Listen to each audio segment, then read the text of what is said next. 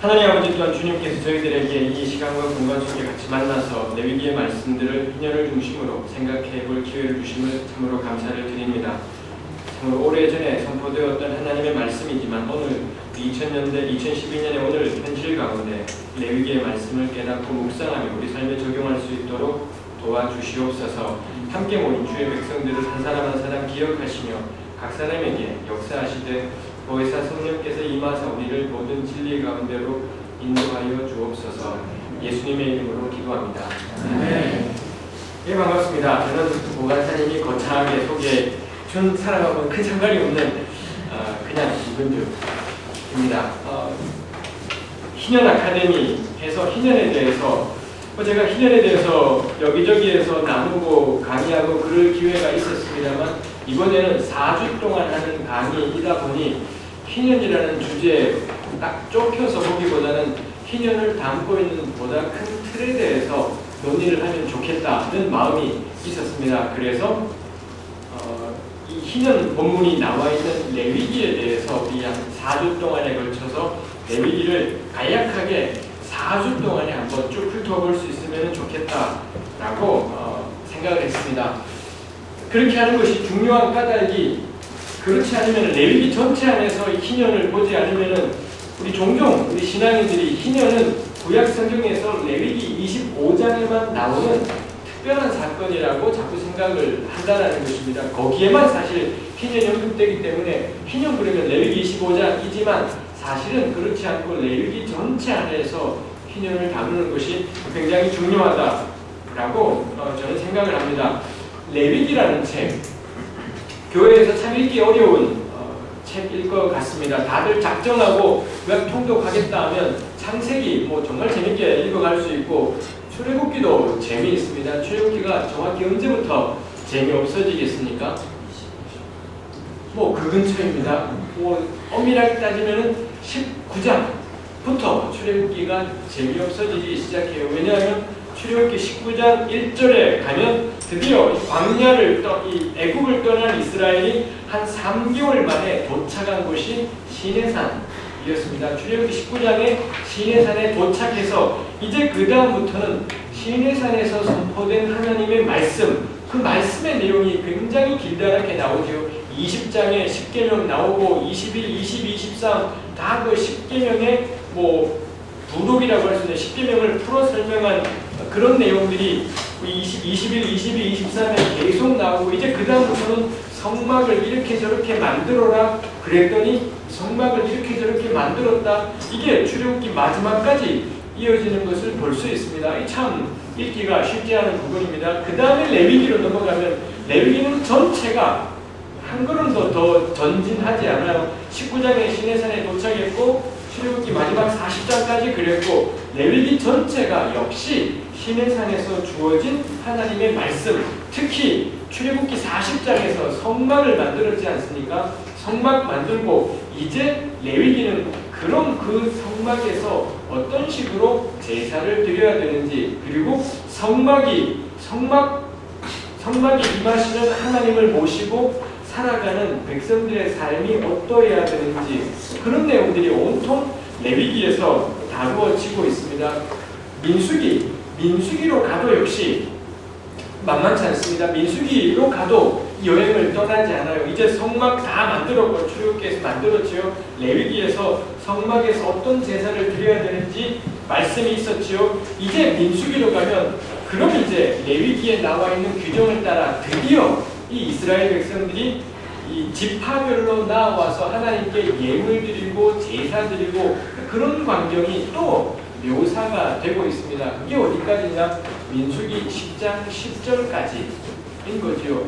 민수기 10장 11절에 가면 드디어 이 이스라엘 백성들이 시내산을 떠나서 다시 가나안 땅을 향해 여행을 시작하는 것을 볼 수가 있습니다. 결국 출애굽기 19장부터 시작해서 레위기 전체, 민수기 10장 10절까지 이 전부의 내용들이 다 시내산에서 이루어진 말씀들이라고 볼 수 있겠지요. 민수기 10장 11절부터는 다시 재밌습니다. 막 여행도 하고 계속 하나님 앞에 혼돈하고 사건도 벌어지고 그렇게 되는 것을 볼 수 있죠. 그리고 신명기 역시 시간이 잘 흘러가지 않는 책이에요. 출애굽기 19장부터 민수기 10장까지가 딱 1년이에요. 시내산에 도착한 지 1년 동안의 일을 어마어마하게 긴 내용들로 다루었습니다만 신명기도 마찬가지입니다. 신명기 1장에 보시면 출애굽한 지 40년 되던 해 11월 1일이라고 날짜가 그렇게 나오지요. 그야말로 광야방랑의 마지막이에요. 그리고는 한 달 지나면은 드디어 이 요단강 동편으로 들어가게 되고 약속의 땅으로 들어가서는 첫 유월절을 지키고 이런 일들이 이루어지지요. 즉 그 광야방랑 40년의 마지막 한 달을 남겨두고 11월 1일에 모세가 하나님께로부터 받아서 이스라엘 백성들에게 전한 설교, 세밀하게 따지면 3번의 설교로 이루어진 것이 신명기 전체라고 우리가 생각을 해볼 수가 있겠습니다. 이게 우리가 가지고 있는 구약 성경의 가장 중요한 처음 5권의 책이지요.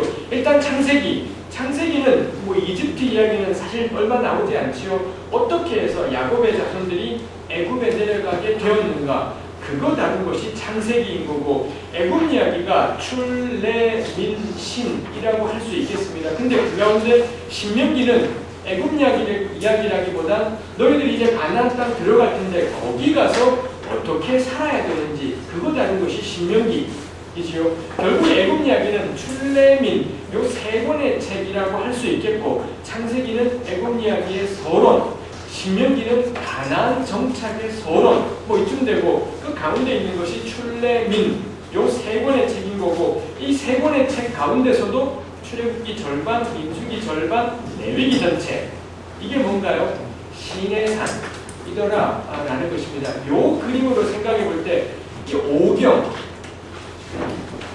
5권이 5라는 숫자가 가지는 것은 우리 구약 성경에 이런 숫자를 가지고 한 장치들이 참 많이 있습니다. 가령 우리 삼위일체 하나님도 있겠습니다만, 숫자 5가 좋은 점은 A, B, C, B, A 이렇게 해서 가운데에 강조점을 두기에, 가운데 중심을 두기에 아주 좋은 것이 이 숫자 5가 되죠. 5을 가질 경우에 대부분은 이 3의 세 번째 부분에 강조하고 싶은 것이 있습니다. 그 점에서도 창출, 레위신 5권의 책의 초점이 레위기라고 할 수 있겠는데, 실제로도 들여다보았더니 창세기는 서론, 신명기는 가나안을 위한 서론, 가운데가 출레민, 그 핵심에 있는 것이 출애굽기부터 민수기에 걸쳐지는 시내산 이야기. 그 점에서도 이 레위기가 5경의 핵심이구나라는 것을 우리가 생각할 수가 있겠습니다. 이 시내산 이야기가 5경의 핵심인 거고, 시내산 이야기 가운데서도 가장 핵심이 이 가운데 있는 레위기 전체라고 할 수 있겠지요. 레위기의 주제, 레위기를 한마디로, 레위기의 가장 중요한 단어를 한 단어로 꼽는다면 우리가 무엇을 꼽을 수 있겠습니까? 레위기를 한 단어로, 레위기의 주제어를 한 단어로 꼽는다면 희년이진 않습니다. 희년이진 않고 말씀하신 것처럼 거룩이 되겠지요. 레위기는 한마디로 말해서 거룩한 삶에 대해서 다루고 있습니다. 레위기가 전부 27장까지 있는데 이 27장 안에서 거룩한 삶에 대해서 가장 집중적으로 다룬 본문이 어디냐? 레위기 19장입니다. 이거 우리가 나중에 살펴볼 것입니다. 레위기 19장이더라 라는 거죠. 다시 결국 레위기의 핵심은 거룩이고, 거룩은 19장에 있고, 이 19장에 담겨있는 거룩을 핵심으로 하는 레위기는 시내산 단락의 핵심인 거고, 이 레위기는 5경의 핵심인 거고, 이 5경은 구약성경 전체의 핵심이라고 우리가 말할 수 있겠죠. 그렇게 놓고 보니까 결국 구약의 핵심은 뭐냐? 거룩이 된다는 거죠. 그 거룩이 가장 대표적으로 드러난 것이 어디냐? 레위기 19장이라는 것입니다. 그쯤 생각하면은 예수님께서 그런 말씀하시지 않습니까? 이 율법적 학자가 찾아와서 이 하나님의 명령을 한마디로 말하면 뭐라고 할 수 있느냐 했더니, 예수님이 정리하신 것이 내 힘을 다하고 마음을 다해서 내 하나님을 사랑하다, 둘째는 그와 같으니 내 이웃을 내 몸과 같이 사랑하다. 그 말씀 있지 않습니까? 그 말씀이 레위기 19장 18절을 인용했다라는 것입니다. 이거 우연이지 않다라는 거죠. 구약을 간결하게 요약할 때 하필이면 예수님이 레위기 19장에 있는 구절을 인용했다라는 것, 그거 우연이지 않다이지요. 우리 아까 방금 제가 이야기한 것처럼 구약의 핵심이 오경인데, 오경의 핵심은 시내산 단락이고, 시내산 단락의 핵심은 레위기이고, 레위기의 초점은 거룩이고, 거룩이 가장 전면적으로 언급된 것이 19장이라는 점에서도 예수님께서 레위기 19장에 있는 구절을 율법과 선지자의 강령이라고 언급하신 것은 절대 우연은 아니겠다라는 것을 생각하게 되는 것입니다. 이거 여기서 지금 이야기한 것이죠. 레위기가 왜 중요하냐? 구약 성경 전체의 핵심이다라고 우리가 생각할 수가 있겠다라는 것입니다. 그 점에서 우리 교우들에게 늘 저는 도전하고 권면하고 싶은 것입니다. 우리 교회에서 레위기 읽어야 됩니다. 여러분들 지금까지 레위기 몇 번이나 읽어보셨습니까? 레위기야말로 구약 성경의 핵심적인 자리를 차지하고 있습니다. 우리가 읽기 시작하면은 겁나 졸린 것이 레위기이지만 그럼에도 불구하고 너무 중요한 책이 이 레위기이겠습니다. 꼭 오늘 같이 함께 하시는 분들이 레위기를 읽을 수 있는 기회였으면 좋겠습니다. 모쪼록 이 한 달 동안 4주 동안 레위기를 진행하면서 레위기를 일독할 수 있는 그런 기회가 되실 수 있으면 좋겠습니다. 구약 전체의 틀 안에서 레위기가 어떤 중요성을 가졌는지 이야기를 했었습니다. 그 다음에 이거 했던 이야기이죠. 그 다음에 레위기가 중요한 또 한 가지가 신약과의 연관성이지요. 신약에 나오는 제사, 속죄, 율법, 은혜, 죄와 순종, 제사장, 성막, 성전 이런 이야기들이 다 레위기에서부터 생겨난 단어라고 볼 수 있겠습니다. 이게 우리 예수님의 삶과 죽으심, 부활과 연관해서 이런 단어들이 아주 중요하게 쓰이고 있다라는 점에서도 저는 신약 성경을 이해하는 참 중요한 버릇이 레위기라고 생각을 합니다. 아쉬운 것은 뭐겠습니까? 워낙 우리가 교회를 오래 다니다 보니까는 예수님의 속죄, 예수님의 은혜, 죄를 용서하시는 예수님, 이런 말들에 너무 익숙하다라는 겁니다. 그 이해를 가지고 우리는 레위기를 읽더라라는 거죠. 그러다 보니 문제가 있어요. 신약 성경에서 익숙해진 생각을 가지고 구약 성경의 레위기를 보다 보니 어떤 일이 생깁니까? 순서가 뒤바뀌어 버린다는 거죠. 사실은 구약의 사람들은 예수님의 제자들도 그렇고 예수님도 그러하셨고 바울도 그러했고 구약 그 당시에는 예수님과 예수님의 제자들에게 성경책은 구약 성경밖에는 없었지 않습니까? 구약을 보면서 예수님을 만나게 되고 깨닫게 된 것인데 오늘 우리는 예수님의 신약 성경의 관점을 가지고 구약을 보다 보니 저는 오해가 굉장히 커졌다라는 생각을 합니다. 그래서 제가 이 4번 레위기 강의를 하면서 종종 중간중간에 이야기가 나오겠습니다만 일단 신약의 생각은 접어라. 예수님, 저도 그렇고 여러분도 그렇고 예수 믿기 때문에 여기 와 있습니다. 우리 가운데 유대교인은 한 명도 없고 우리 다 기독교인이고 예수님의 십자가와 보혈을 굳게 믿는 안 믿는 사람도 있을지 모르겠습니다만 일단 굳게 믿는 사람으로 되어 있습니다. 그러면 돼요. 그러면 충분하기 때문에 일단 그건 접어요. 예수님 이야기는 접고 신약 이야기는 접고 구약은 구약으로 보자라는 거죠. 레위기가 당시 사람들에게 어떤 의미였는지 그 속으로 깊이 들어가고 거기에서 율법이니 은혜니 제사니 성막이니 이걸 깨달은 다음에 그 안에 푹 잠긴 채로 예수님을 보자라는 겁니다. 그게 올바른 순서라고 생각해요. 별 수 없이 예수 믿고 거듭나서 우리가 레위기를 볼 수밖에 없습니다만 이제 나 예수 믿고 있으니 예수 믿으니 이제는 구약 안으로 들어가서 구약의 눈으로 신약의 개념들을 찾아가보자 라는 겁니다. 레위기뿐 아니라 가령 그 바울이 그렇게 이야기했던 믿음으로 얻는 의로움, 이신칭의 그럴 때 그 의라는 단어 역시 너무 아쉬운 거죠. 바울이 이야기하는 의 이거에 우리가 너무 익숙하다 보니 사실 그 의라는 단어는 구약 성경에 도처에 나오는 단어인데 이걸 전부 우리는 이 바울을 가지고서 자꾸 구약을 보더라라는 겁니다. 그 그러다 보니 구약을 훼손하는 일이 생기죠. 늘 또 당부하고 싶은 거죠. 일단 바울은 접고 나의 예수 믿고 여러분 예수 믿으니 바울은 접고 구약 자체에서 이 의라는 단어를 어떻게 설명하는지 그거 본 다음에 그러고 바울을 보면 이게 이해가 되는 것이 있겠다라는 것입니다. 저기 있는 글 아주 의미가 까다로운 제가 번역을 한 거다 보니 번역이 부지부지해서 한글이 까다로운 것입니다. 같이 한번 읽어보겠습니다. 한 사회가 그 기본적인 가치들을 표현하고 보존하고 싶을 때 그 가치들을 제2안에 위치시킨다는 것은 인류학이 우리에게 알려줄 것이다. 얼마나 논리적인가. 말들은 가을 낙엽처럼 우리 입술에서 떨어진다. 그러나 제2는 반복되면서 영속한다. 제2는 시각적이며 참여적이다. 그들은 어린 시절 기억객돌에 새겨지고 매번 실행할 때마다 강화된다. 이 한 사회가 그 사회의 핵심 가치를 보존하고 싶을 때 제의, 제사와 의례, 이걸 줄여서 제의라고 한 거죠.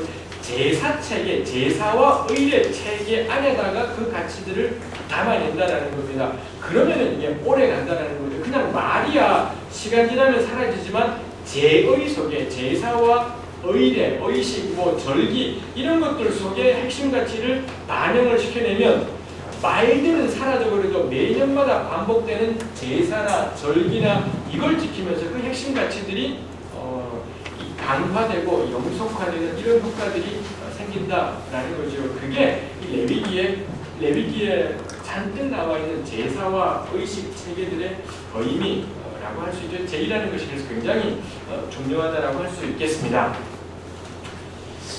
그런가부터 하면 될 것 같습니다. 레위기 전체의 짜임새, 레위기 전체 1장부터 27장까지인데 가장 기본적으로는 1장부터 16장까지가 레위기의 전반부에 해당이 되겠고 17장부터 마지막까지가 후반부가 되겠습니다. 전반부 1장 16장이 다루고 있는 기본 주제가 여호와 앞으로 나아가는 제사, 거룩한 하나님 여호와께 나아갈 때 어떻게 나아가야 되는지 그걸 다루는 것이 16장이 되겠습니다. 그에 비해 17장부터 나와 있는 것은 그렇게 여호와 앞으로 나아갔던 백성이 이제 그 여호와 앞에서 어떻게 살아갈 것인가, 하나님 앞에서 살아가는 일상의 삶, 그걸 다룬 것이 17장부터 26장이 되겠죠. 이거 레위기 전체의 기본 그림입니다. 저는 이거 늘 어디 가든 강조하고 싶습니다. 구약이 어떤 책이건 신약이 어떤 책이건 전체 그림을 그리자는 거죠. 전체 그림을 그린 다음에 내가 지금 읽는 이 챕터가 어디에 있는지를 보는 것이 아주 중요하다는 겁니다. 레위기 1장 16장은 어떻게 내가 하나님께 나아갈 것인가 인 거고 17에서 26은 그렇게 하나님께로부터 거룩함을 받은 이 하나님 백성들이 어떻게 일상의 모든 삶 속에서 여호와 앞에서 살아갈 것인가, 성막에 있든 성전에 있든 현실에 있든 어디에 있든 간에 이스라엘은 여호와 앞에서 살아가야 한다는 것입니다. 그걸 다룬 것이 거룩한 일상의 삶을 다룬 것이 17에서 26장이라는 거지요. 이거 굉장히 커다란 그림이 있지요. 그렇게 놓고 보면은 가령 레위기 17장도 제사 문제를 다루고 있습니다. 사실 제사 문제는 1장 16장에 집중적으로 나오는 내용인데 동일하게 제사 문제를 다루지만 얘가 전반부에 있냐 후반부에 있냐에 따라서 이게 초점이 달라진다라는 거죠. 만일 제사, 화목제 이야기가 전반부 1장 16장 사이에 있다. 그러면은 내가 하나님께 나아가고 싶다. 그러면 내가 어떻게 나아가야 되느냐? 그런 관심으로 1장 16장은 화목제를 다루고 있다는 겁니다. 근데 17장에도 화목제가 있어요. 17장도 앞에 나온 내용과 글자도 비슷한 화목제 내용을 다루지만 이게 17에서 26 안에 속해 있다는 점에서 이 본문의 관심사는 뭐냐면 내가 어떻게 일상 속에서 하나님과 더불어 살아갈 것인가, 나의 모든 삶을 여호와 앞에서의 삶으로 만들 건가, 이 관심 속에 제사도 있고 독점에서의 일도 있고 시장에서의 일도 있고 가족 간의 일도 있고 이렇게 다루어진다라는 거죠. 이거 차이가 느껴지십니까? 동일한 제사 이야기라도 1장 16장에 있으면 내가 어떻게 하나님께 나아갈 것인가, 그게 관심이라면 17장 이후에 제사 문제가 다루어진다면 하나님 앞에서 살아가는 수많은 일상의 현실 가운데 하나로서의 제사를 다루고 있다라는 거죠. 그놈이 그놈인 것 같지만 곰곰이 생각해보면 그놈이 아니다라는 것을 느끼실 수 있습니다.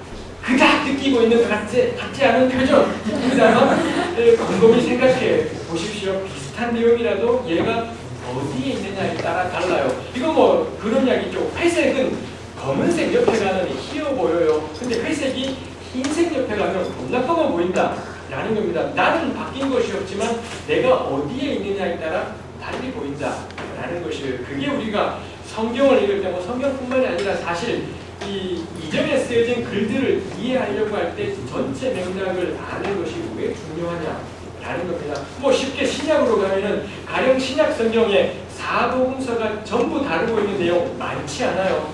사복음서가 전부 다룬 내용은 오병이어 사건하고 예수님이 성전 청소하신, 성전에서 장사하는 사람 다 쫓아내신 사건, 그 다음에 예수님의 십자가 사건, 요 세 가지만이 사실상 사복음서가 다 전면적으로 다루는 내용들입니다. 뭐 그 외에 지역적인 것이지만 굵직한 사건은 이 세 가지인 거지요. 요거 만만치 않습니다. 오병이어 사건 사복음서에 다 있는데 어느 자리에다가 각각의 복음서가 오병이어 사건을 두고 있느냐 달라요. 특히 다른 것이 성전 청소하신, 성전에 장사치 몰아내지 않습니까? 마태, 마가, 누가는 그 사건을 예수님의 사역의 가장 마지막에다가 두고 성전 청소 다 몰아내시고 그리고 얼마 후에 예수님은 죽음을 맞이하게 돼요. 근데 요한복음은 놀랍게도 이 사건을 몇 장에다가 배치했습니까? 요한복음 2장에 나온다는 거예요. 예수님의 공생의 사역의 가장 초기에 하신 사건이 뭐냐? 일단 성전 가서 다 몰아내시는 것부터 예수님이 시작하신다는 거죠.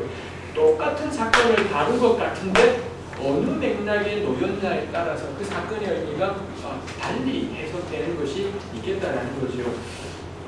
여러분들에게 권하고 싶은 거죠. 전체 맥락 잘 잡고 전체 흐름 잡고 그 속에 하나하나의 챕터들을 봐야 되지. 그렇지 않으면 우리는 그 각각의 챕터가 말하는 내용에 자칫하면 매몰되어 버릴 수도 있겠다 생각해요. 특히 우리들에게 그게 중요한 까닭은 뭐겠습니까? 저나 여러분들이나 워낙 우리 예수를 오래 믿다 보니까 늘 그 자세에 있어요. 주님 말씀 와서는 제가 뭐든 순종하겠습니다. 우리가 늘 그 자세가 있다 보니 주님 쓸데없이 하지 마시고 핵심만 간결하게 말씀해 주세요. 제가 바로 즉각 순종하겠습니다. 그래서 우리는 성경 볼 때 내게 뭐라 말씀하시는지 그거 찾느라고 정신이 없어요. 그거 발견하면 바로 순종 들어갑니다. 이 자세가 되어 있다 보니 앞에 뭐 시대적인 배경을 성경에서 이야기할 때 다 필요 없어요. 그거 말고요. 핵심 뭐 어떻게 하라고요? 나보고 뭐 어쩌라고요? 이거를 간결하게 명령해 주시기를 우리가 늘 원한다는 것입니다. 주님께 대한 열심이지만 제가 생각할 때는 하나님 말씀에 대한 경시예요. 하나님 말씀을 경홀히 여기는 가장 큰 태도가 뭐냐? 겁나 순종적인 태도. 모든 순종할 자세가 되어 있다 보니 말씀에 주의하지 않아요. 본문이 뭐라 말하는지 주의하지 않고 나와 우리 공동체 하시는 말씀을 뽑아내느라고 정신이 없다라는 겁니다. 근데 성경 보면 자꾸 우리의 발목을 잡아요. 제가 뭐 종종 예로 듭니다만 이사야 6장 그 유명한 이사야가 하나님께 소명받는 장면이지 않습니까? 굉장한 장면인데 이사야 6장 1절은 우시야 왕이 죽던 해에 내가 본즉 그렇게 되어 있다는 겁니다. 그 구절 우시야 왕이 죽던 이거 필요 없어요. 저나 여러분들이나 그게 무슨 상관이 있어요? 이사야가 성전에서 하나님 만나는 겁나 센 체험했고 하나님의 사람으로 순종해요. 나도 순종하자. 우리도 하나님께서 날 부르시면 주여 내가 여기 있나요? 나를 보내서 하자. 맨날 그 설교한다 라는 겁니다. 근데 그러기에 앞서서 이 본문의 저자는 우시야 왕의 죽던 해라는 말을 굳이 써놓아서는 우리의 막 순종하려는 발목을 잡는다라는 너 뛰지 마라. 일단 서서 우시야 왕의 죽던 해가 무슨 의미인지 생각해 보라는 것입니다. 여러분 생각해 보신 적 있습니까? 10중 8구 생각 안 해요. 필요 없어요. 우시야 왕의 죽던 해 사실 떠오르는 게 없기도 하죠. 떠오르는 게 없기도 하겠습니다만 휙 지나가 버려요. 은혜로운 말 찾느라고 내 마음을 울리고 내 감성을 터치하는 그 본문 찾느라고 우시야 왕의 죽던 해 아무 필요 없는 정보 휙 지나가 버린다는 겁니다. 전 성경에 그런 구절 무지 많다고 생각해. 은혜 받으려는 우리의 불을 꺼버리고 그 타오르는 순종과 열심의 불을 다 꺼버리고 겁나 차분하고 쉽게 만들어서 여러분 정말 해보세요. 우시야 왕의 족변회의를 딱 서놓고는 생각하기 시작해보세요. 졸리기도 시작하고요. 생각이 멍해지기도 되고 뭘 어떻게 해야 될지 모르겠고 급기야는 성경을 탁 줬더니 다음에 잘 생각을 해보자. 큐티를 멈추게까지 만드는 것이 우시야 왕의 족변회라는 것입니다. 불 꺼라. 저는 성경이 그렇게 우리에게 제 말이 그렇게 뜻이 그렇진 않습니다만 저 어디 가든 저는 종종 제가 그런 별명을 이야기하죠. 전 소방수다. 나는 불 붙이는 사람이 아니라 불 끄는 사람이다. 겁나 뜨거운 곳에 가서 겁나 불이 선명하게 만들기. 이게 어쩌면 저의 과제일지 모르겠다 생각합니다. 멈춰서는 겁니다. 멈춰서서 우시야 왕의 죽던 해가 왜 썼을까? 왜 썼을지를 또 생각하고 또 생각해 보는 겁니다. 저나 여러분들이나 우시야 왕의 죽던 해에 대해서 아무 느낌 없어요. 근데 가령 우리 시대로 표현해 보면 뭐가 되겠습니까? 노 대통령께서 서거하셨던 해에 내가 본 적, 그럼 여러분 어떤 느낌 납니까? 하필이면은 뭐 다른 대통령이 아니라 그 후에 노 대통령께서 그 봉화 마을에서 그 엄청난 사건이 생겼을 때 노 대통령 돌아가셨던 그해 그 다음 달에 내가 뭐 기도하는데 이렇게 누가 이야기를 시작하면 여러분도 온갖 판단 다 돼요. 일단 저 사람이 노 대통령이라고 표현하는 거 보니까 친노무현 쪽의 사람인 거고 그 다음에 그거를 자살이라고 말하지 않고 돌아가셨던 때 이렇게 표현하는 걸 봐서도 저 인간은 약간은 저쪽 사람인 거고 이거 돼요. 그 안에 온갖 것들이 다 들어가 있다라는 겁니다. 그래서 제가 볼 때 지금 우리 시대 사람들은 노 대통령 돌아가셨던 때에 내가 본 적 그러면은 무조건 어떤 정치적인 입장을 가졌건 그건 함의가 있게 마련이라는 거죠. 우시야 왕의 죽던 해도 마찬가지예요. 유대인들에게 있어서 우시야 왕의 죽던 해, 우시야로 상징되는 그 유대의 부국 강경, 엄청난 경제대국, 뭐 강성대국이었던 시대가 우시야 왕의 시대고 근데 그 우시야 왕이 죽더라는 것입니다. 우시야 왕이 죽을 때 저 북쪽 아수르에서는 이 겁나 센 왕이 등장해서는 디글랏 빌레셀 3세예요. 이 왕이 등장하면서 이 왕이 드디어 아수르 동네 싸움을 넘어서서는 이 고대 중동 지역 전체를 정복해 보겠다라고 뛰쳐나온 뭐 가장 이른 시기의 왕인 겁니다. 그 전까지 저 동네 지금의 이란 이라크죠. 그 동네 왕들은 세져봤자 고바닥에서 티그리스 유프라테스 고바닥에서 지배했던 정도예요. 근데 아수르의 디글랏 빌레셀 3세 때부터는 고바닥을 장악한 다음에 소아시아 지방, 팔레스타인을 거쳐서 애국까지 장악할 대제국을 이룩할 욕심을 그때부터 가지기 시작했다는 겁니다. 그게 주전 8세기 고대 중동 지방의 정세인 거죠. 저는 제가 생각할 때는 우시야 왕의 죽던 해 안에 들어있는 게 그거라는 겁니다. 유대 강성 부국 강병의 시대가 저물어 간다는 것. 그 다음에 아수르로부터 시작되는 그때 이후 디글랏 빌레셀 이후로 팔레스타인은 정치적인 독립을 사실상 상실하게 되지요. 북왕국은 멸망해버리고 말고 남왕국은 겨우겨우 명맥만 이어가요. 사실상 독립국가로서의 지위를 상실하게 되는 것이 바로 이 아수르 디글랏 빌레셀 시대라는 겁니다. 그게 아수르 왕의 죽던 해라는 말 속에 담겨있는 의미이지 않을까라고 성경에 나와있지 않습니다. 이건 저의 상상인 것입니다. 그런 것처럼 한번 따져보자라는 거죠. 이야기가 약간 번졌습니다. 레위기에 짜임새를 하는 까닭도 마찬가지라는 거죠. 한 본문 보고 은혜 받기 우리 충분히 할 수 있어요. 그렇지만 뒤로 한 걸음 물러나서 레위기 전체 그림을 그려주고 그 안에 하나하나의 챕터를 다뤄보자 라는 거죠. 1장 16장 여호와 앞으로 나아가는 제사 17에서 26 여호와 앞에서 살아가는 거룩의 일상을 다룬다 라고 했습니다. 1장 16장 안에서도 몇 덩어리로 나눌 수 있죠. 첫 번째가 1장부터 7장까지는 제사법을 다뤄주고 있습니다. 일단 1장부터 5장 7절까지가 그건 잘못된 그겁니다. 6장 7절까지이군요.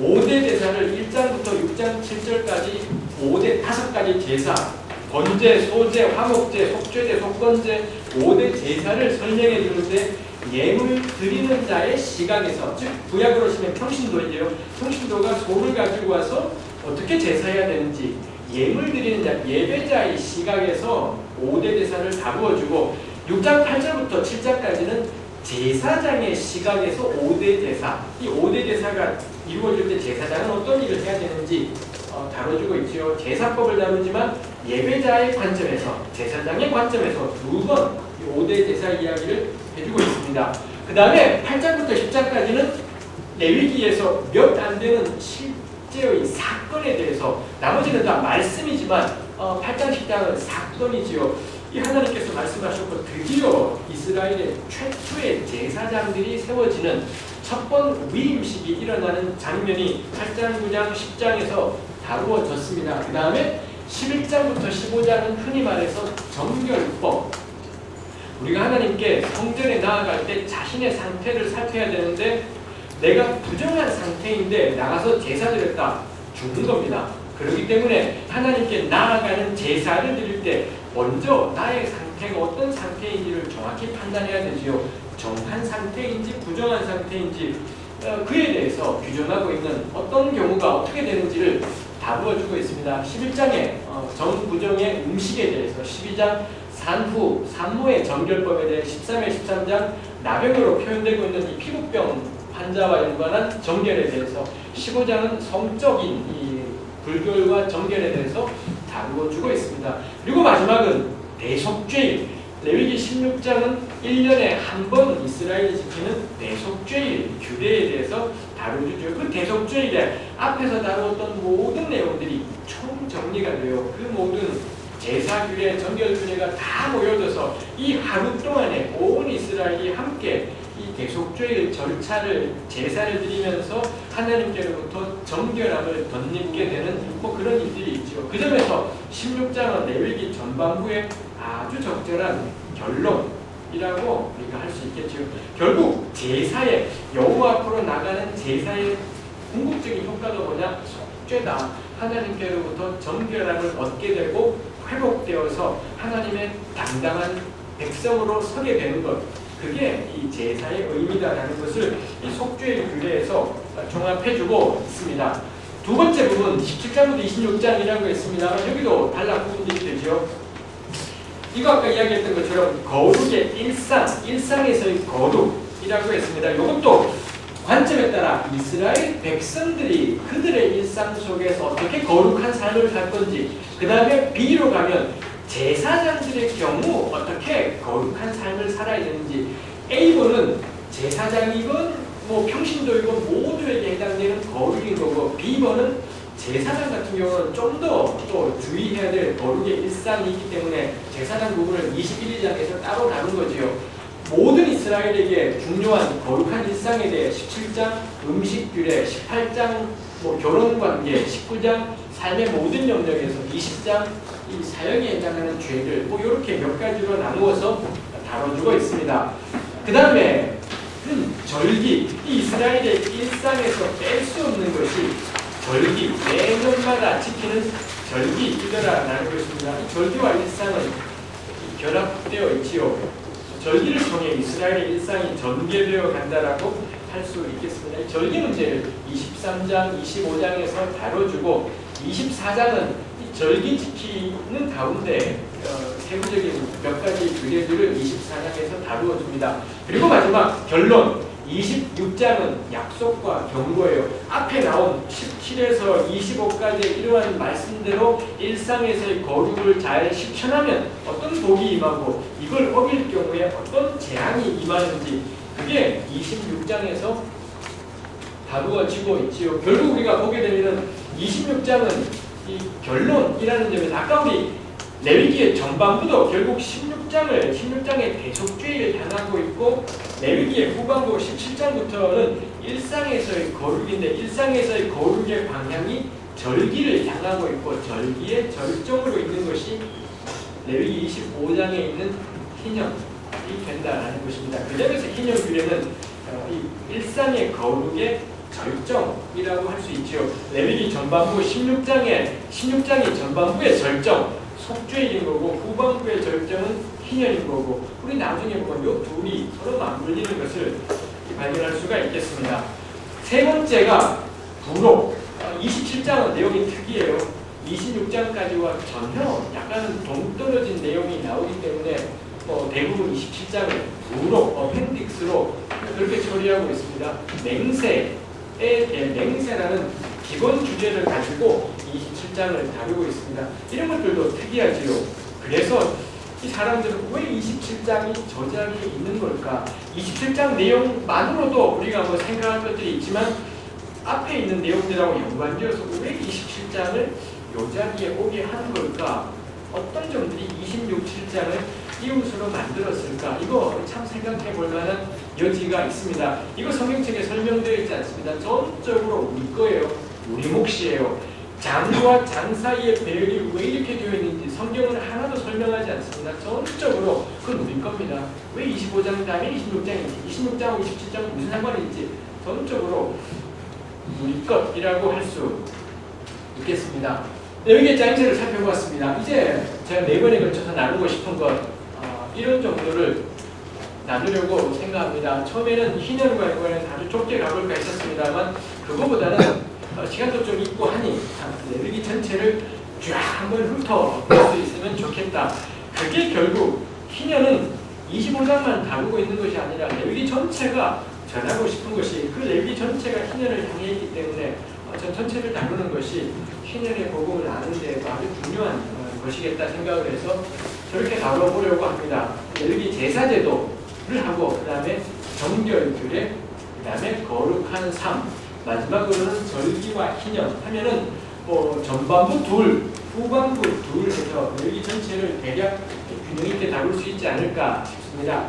계획이 저렇다는 거지 실제 저렇게 되겠느냐 이거 만만치 않습니다. 여러분들 받으신 지금 받았지 않습니까? 몇 장 우리가 있습니까? 몇 장 남았습니까? 시간을 얼마나 갔습니까? 이걸 생각할 때 이게 많이 안 되는구나 이 생각을 하게 돼요. 제가 생각할 때는 1번 레위기 제사제도가 가장 기본이기 때문에 이거 오늘 하고 다음 주 한 절반까지는 레위기 제사제도 할 것 같습니다. 다음 주에 나머지 절반으로 정결규례를 간략하게 다루고 그렇게 처음 2번은 될 것 같습니다. 마지막 2번은 뭐 적절하게 하루에 하나씩 다루어질 수 있을 것 같습니다. 일단 여기까지. 혹시 뭐 질문하실 거 있습니까? 네, 지금은 질문하기 이르다 생각을 하시는 것이겠습니다. 뭐 여기 우리 교육들도 있습니다만 여기가 뭐 설교하는 곳이긴 하겠습니다만 상관은 없습니다. 뭐 여러분들 저에게 강의 들어보신 분들이 여기에 여러분 계십니다. 제 강의 제가 말 끝날 때 질문하려고 그러면 질문 평생 가도 못하는 수가 있습니다. 제가 마침표를 찍고 그 다음 문장이 바로 이어지고 문장 도중에 쉬기 때문에 저희 학생 가운데 한 분이 제가 숨 쉬는 데를 한번 따라 숨 쉬어보셨던 분이 수업 시간에 제가 저 인간이랑 한번 호흡을 맞춰보자 해서는 그러다 그분 죽을 뻔했습니다. 호흡의 길이가 너무 안 맞아서 요는 언제건 궁금하신 게 있으면 이 손을 들어서 표시하셔서 질문하시면 좋겠습니다. 안 그러면은 정말 질문할 새를 못 얻고 막상 질문하려고 할 때 내가 뭐가 궁금했는지가 헷갈리게 되는 것이 있습니다. 우리 제사, 5대 제사를 차근차근 한번 가보도록 하겠습니다. 아시는 분들도 있겠습니다만 우리 레위기 1장 한번 펴보시겠습니까? 레위기 1장 1절과 2절 말씀을 읽고 우리 가보면 좋겠습니다. 구약성경 레위기 1장 1절과 2절 준비되셨습니까? 우리 함께 읽도록 하겠습니다. 여호와께서 회막에서 모세를 부르시고 그에게 말씀하여 이르시되 이스라엘 자손에게 말하여 이르라 너희 중에 누구든지 여호와께 예물을 드리려거든 가축 중에서 소나 양으로 예물을 드릴지니라. 아멘. 결국 우리 조단조단 따져봐야 되겠습니다. 일단 여호와께서 회막에서 모세를 부르시고 그에게 말씀하여 이르시되 1장 1절에 이게 나와 있지 않습니까? 레위기는 선언하고 있는 것입니다. 이 모든 규례의 출처가 누구냐? 하나님이다. 누가 뭐래도 레위기에 나와 있는 모든 규례의 출처는 하나님인 거고 모세는 중재자이지요. 하나님 말씀을 전하는 중재자로서 모세가 역할하고 있는 것인 거고 모세를 통해 선포되지만 전적으로 이 규례는 하나님께로부터 나온 것이다 라는 것을 일절이 보여주고 있습니다. 그 다음에 이 회막에서 불렀다라고 하지 않습니까? 회막이 약간은 우리 오경 안에서 회막은 정체가 아리송한 것이 있습니다. 여러분들도 아마 회막하고 성막, 회막과 성막은 어떤 관계가 있을까요? 어떻게 생각하십니까? 회막과 성막. 이런 경우는 제가 만만한 분들에게 질문할 수가 있겠군요. 제가 이름을 모르는 분들 할 수 없는 거고, 제가 이름을 아는 분들이 여러 있습니다. 고개를 바로 숙이는 사람들도 있습니다만, 우리 이장은 전사님, 회막과 성막이 어떤 차이가 있을까요? 차이 혹은 뭐 어떤 건가요? 서로? 뭐 그 전에 상식으로.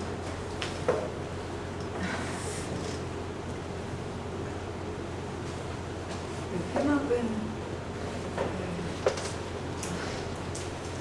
이스라엘 백성이 이렇게 다닐 때 광야 생활을 할 때 모세가 이제 여호와를 만나는 곳으로 이렇게 지어놓은. 그렇죠. 예. 성막은요? 성막은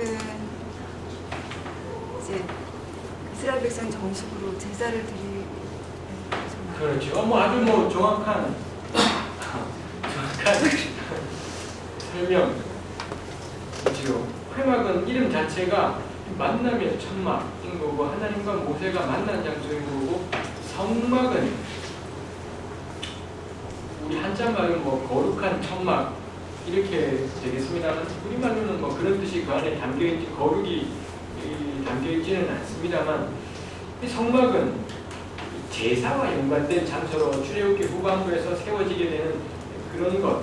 하나님이 성막을 이렇게 저렇게 만들어라 지침을 주시지만, 회막은 진작부터 있었던 것을 우리가 이 출애굽기에서 볼 수가 있지요. 그렇게 보면은 이거 약간 아리송한, 본문 자체가 저는 아리송한 것 같아요.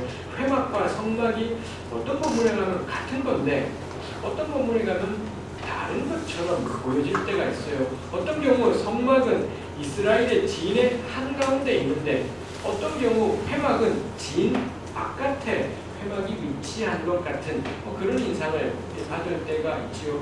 제가 보기에 오경에 나와 있는 성막, 회막 관련 진술들을 일관되게 통일시키기는 어려울 것 같아요. 만만치 않겠습니다. 기본적으로는 회막과 성막은 같은 경우를 가리키는 경우가 아주 많고, 그렇지만 간혹 가다가 다른 경우들이 있습니다. 그래서 유대인들은 회막은 2개 있었다라는, 회막과 성막은 별개의 것으로 2개 있었다라는 그런 주장을 하는 분들도 있습니다만 만만치 않겠습니다. 적어도 레위기 안에서는 이 회막과 성막은 같은 것을 가리키는 것이라고 우리가 일단 짚고 가야 될 것 같습니다. 성막은 시내산을 그 원형으로 삼은 모형이라고 할 수 있겠습니다. 시내산에도 모든 백성들은 산 아래 머물고 있고, 이 몇 명의 여호수아랑 어떤 장로들은 산 중턱까지 갈 수 있고, 모세는 산 정상에 가서 하나님의 현현, 하나님의 임재를 경험하게 되는 걸 볼 수 있습니다. 산 꼭대기, 산 중턱, 산 아래 사람들이 머무를 수 있는 장소가 이렇게 차이가 있는 것처럼, 성막 역시 모든 백성이 들어갈 수 있던 성막들이 있고, 제사장이 들어갈 수 있던 성소가 있고, 1년에 한 번 대제사장만 들어가는 지성소가 있고, 지성소, 성소, 회막들 해서 시내산이랑 대응되고 있구나라는 것도 우리가 생각해 볼 만하겠습니다. 1장 2절, 너희 중에 누구든지 여호와께 예물을 드리려거든 생축 중에서 소나 양으로 예물을 드릴지니라 했습니다. 이거 우리 따져볼 만하죠. 너희 중에 누구든지, 일단 하나님께 나아가는 제사의 주체는 누구든지, 하나님의 백성된 이스라엘이라면 그 누구든 하나님께 나아가서 예물 드릴 수 있어요. 거기에는 어떤 제한이 없어요. 남자건 여자이건 그 누구건 제한 없이 하나님께 나아가서 예물 드릴 수가 있죠. 다만 구별은 있습니다. 제한은 없지만, 차별은 없지만 구별은 있죠. 그 구별은 뭔가요? 어떤 사람은 소를 드리고 어떤 사람은 비둘기를 드려요. 그 구별은 어디에서 오느냐? 그 사람의 경제적인 형편이에요.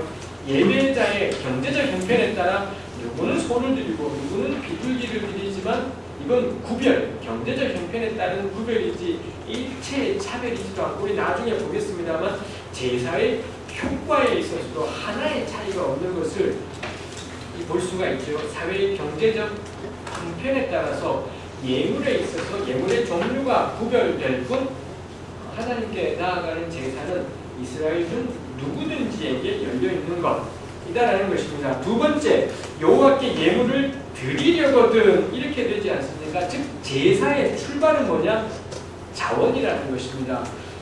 우리 처음부터 구약 성경에 나오는 내용들을 살펴보시면 처음부터 제사는 명령이었던 적이 없어요. 하나님이 백성들에게 너나 나한테 제사해라 명령하신 적이 없다는 것입니다. 가인과 아벨 이 첫 제사이지요. 가인과 아벨에 대한 제사 명령 없어요. 가인과 아벨이 스스로 하나님께 제사를 드렸고 그 다음에 이 후손들도 뭐 노아도 홍수 끝난 다음에 스스로 하나님께 제사 드렸고 아브라함 역시 마찬가지이죠. 제사의 출발점은 명령이 아니라 전적인 자원입니다. 반드시 자원함이야말로 제사를 구성하는 제사가 가능하게 하는 가장 기본적인 원칙이다라고 할 수 있죠. 제사는 명령에서 비롯되지 않고 하나님을 향한 마음에서 시작된다 하겠습니다. 그 다음에 여호와께 예물 드리려거든 되어 있죠. 예물 드리는 대상은 누구냐? 반드시 한 분 하나님이다라는 것입니다. 이스라엘의 그 길고긴 역사 안에서 제사의 절차 때문에 사실 논쟁이 되고 사람들 간에 시비가 붙고 하나님이 싫어하시고 이랬던 적은 없다라는 겁니다. 항상 이스라엘의 문제는 뭐냐? 누구한테 제사하느냐예요. 한 분 여호와께 예물을 드려야 되는데 끊임없이 이스라엘은 다른 신에게 예물을 드리더라라는 것입니다. 저는 이거 중요한 원칙이라고 생각해요. 요즘 우리가 뭐 예배에 대해서 이런저런 말들을 합니다만 예배 절차 상관없다라는 거예요. 어떤 교회 좀 더 엄숙하고 어떤 교회 좀 더 청년의 이 생생함이 넘쳐나요. 그거 뭐 얼마든지 상관없지요. 그게 쟁점이지 않고 우리 예배 순서 바꾼다고 해서 예배에 변화가 있는 것이 또한 차이죠. 언제나 우리 교회의 문제는 지금 우리가 누구한테 예배하는지 이 예배를 받으시는 분 누구를 향해 하는지 그게 쟁점이다라는 것입니다. 너희 중에 그 누구든 간에 자원하는 마음으로 예물을 드리되 여호와께 예물 드리려면 누가 이렇게 자원하는 마음이 생겼고 여호와께 예배 제사하고 싶어졌어요. 그러면 이제 그 다음에는 이게 조건이었던 건 이렇게 할 거라면 이러이러한 방식으로 예물을 드리라. 그 다음부터는 하나님의 요구가 있습니다. 하나님께 예배하는 것이기 때문에 우리 마음대로 내 마음대로 나 내키는 대로 되는 것이 아니라 그 다음부터는 하나님이 정한 절차를 따라 하나님께 예배 드려야 되는 것을 볼 수 있죠. 이게 레위기의 또 하나의 중요한 점입니다. 왜 그렇게 해야 되는지 거의 대부분의 경우에 레위기는 설명을 안 해요. 왜 이렇게 해야 되고 왜 저렇게 해야 되는지를 설명하지 않고 일방적으로 명령한다는 것입니다. 그 점에서 우리가 이 규례들을 보면서 느끼게 되는 건 이 거리감이에요. 분명히 자원하는 마음으로 드렸고 한 분 하나님 여호와께 예물을 드리는데 이게 성립이 딱 되는 순간부터는 반드시 그 다음은 하나님께서 지정한 길로 걸어가야 된다는 겁니다. 내가 진심인데 내 진심의 마음으로 하나님께 드린다면 무엇으로든 내가 나아가면 되겠다 싶은 건데 그렇지 않지요. 딱 하나님이 정한 길이 있어서 그 길로 걸어오도록 하나님이 요구하시는 것이 있다라는 겁니다. 제사 명령하지 않아요. 하나님 제사 강요하지 않아. 너 마음대로 해라. 드릴 거냐? 드리려면 이 길로 오라 라는 거죠. 이거 우리 신앙의 필터는 긴장과 간격이라고 생각해요. 하나님 늘 우리가 하나님께 자원하는 마음도 하나님과의 아주 가까움이 있는가 하면 그 가까움 속에서도 오만방자하거나 이 경거방동해서는 안 되고 딱 하나님이 정한 길로 걸어가야 되는 그 사모함이 있다라는 겁니다. 그 넘쳐나는 자원함과 칼 같은 사모함 한끗 잘못 가게 되면 바로 죽게 되는 당장 이 레위기 첫 제사의 집행이라는 이 엄숙한 순간에도 레위기 10장 가면은 그 첫 제사장들이 죽어요. 하나님께 불을 드리는데 엉뚱한 불을 드렸다가 바로 성전에서 불이 나와서는 죽게 되는 그런 끔찍한 일을 레위기 10장이 적어두고 있다는 겁니다. 우리한테 대한 경고이죠. 하나님 아주 가까운 분임에서 동시에 하나님 멀리 계셔요. 멀리 계셔서 파악이 안 돼요. 안다 싶은데 어느새 성큼 저기 멀리가 계셔서 내가 다 파악할 수 없는 그 하나님이 있지. 우리가 다 파악되면은 마음대로 할 수 있는 것이 생기겠습니다만 그 점에서 하나님의 낯섦이 있어요. 하나님의 친숙하심이 있는가 하면 하나님의 낯섦이 있어서 그게 늘 긴장 속에 있는 것을 볼 수 있습니다. 그 다음에 예물을 드리려거든 가축 중에서 예물을 드려라 라고 했습니다. 대표적으로 가축 중에서 소나 양이라고 했지만 우리 그렇지 않은 거 알죠? 염소도 드릴 수 있었고요. 우리 제사 드릴 수 있는 동물 뭐가 있습니까? 소, 양, 염소 또 뭐가 있을까요? 비둘기가 있지요. 토끼는 어떨까요? 토끼는 안 될까요? 당나귀는 어떨까요? 원숭이는 어떨까요? 이거 안 돼요. 저 헛소리 하는 것입니다.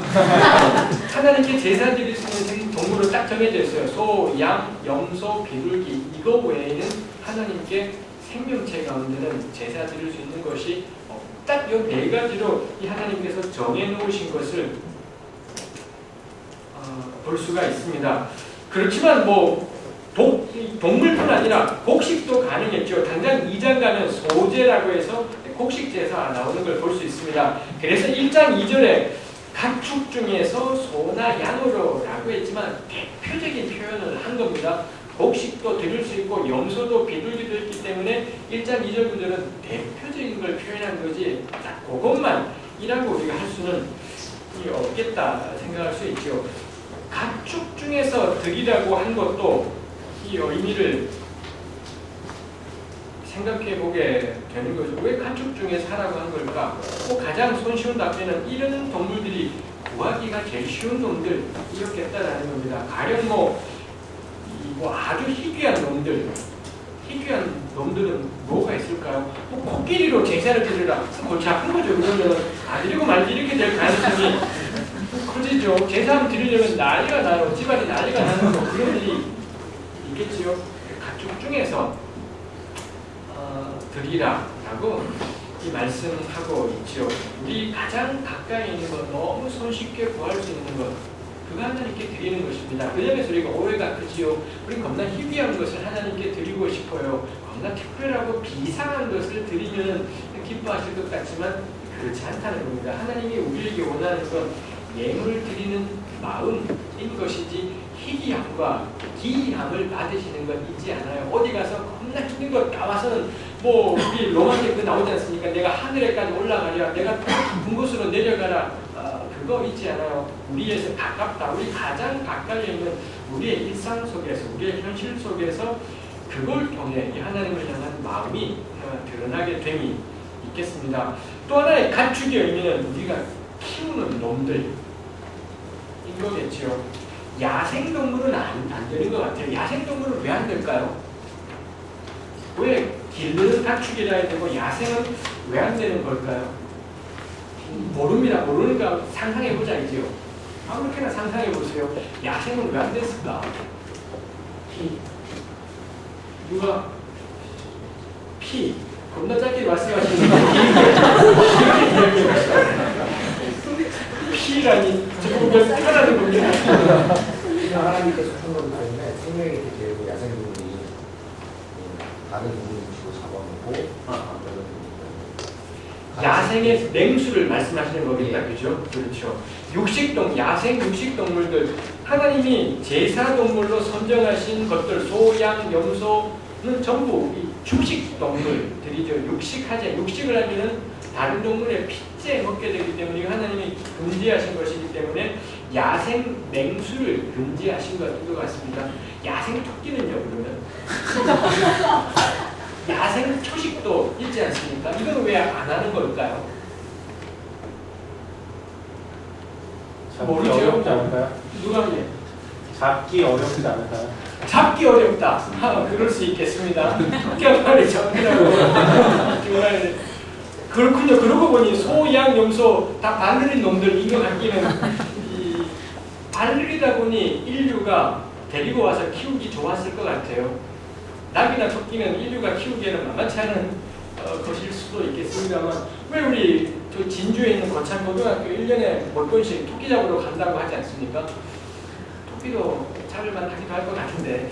야생은 주인이 있는 게 아니잖아요. 아하. 그러니까 자기가 값으로 따질 수 없는 그렇죠. 우연히 이렇게 잡는 거고 가축은 자기 것을 이렇게 그런. 그렇죠. 네. 어느 교회 다니는지 굉장히 좋은 이야기이십니다. 그런 이야기를 지적한 학자들이 많이 있습니다. 이꺼들여라 라는 거예요. 야생은 소유자가 따로 있지 않기 때문에 야생을 들이지 말고 너 키우는 소, 너 키우는 양, 너가 키운 염소나 비둘기 그거 하나님께 드려라. 즉 너의 소유의 일부를 하나님께 드려라. 이게 가축 중에서 드리라의 의미라고 지적하는 사람들도 많이 있습니다. 추측이에요. 뭐 성경에 안 나왔기 때문에 전부 추측인 거고 저는 그럴만하다 싶어요. 그 다음에 내가 키운 놈이라야지 그 소와 나 사이에 일치감이 생기게 되지만 잡아온 놈하고는 그 일치감이 생기기가 어렵죠. 우리 이따가 번제 볼 때 내가 죽는 것이 있는데 그 잡아온 지금 사냥해 온 놈하고는 그런 일치감이 생기기는 어렵겠다라는 것입니다. 나와 재물 사이에 일치감이 생기고 그 다음에 하나님께 나아갈 때는 일정한 대가를 치러야 되고 뭐 이런 것들이 가축 중에서 드리는 것의 의미라고 우리가 할 수가 있겠습니다. 교수님. 예. 누구든지 교수님이라고 부르는군요. 아이나 부녀자나 다 할 수 있다고. 부녀자도 할 수 있고 아이들은 쉽지 않았지. 아이들 이건 성인 남성이라야 성인이라야 될 겁니다. 20세 이상에.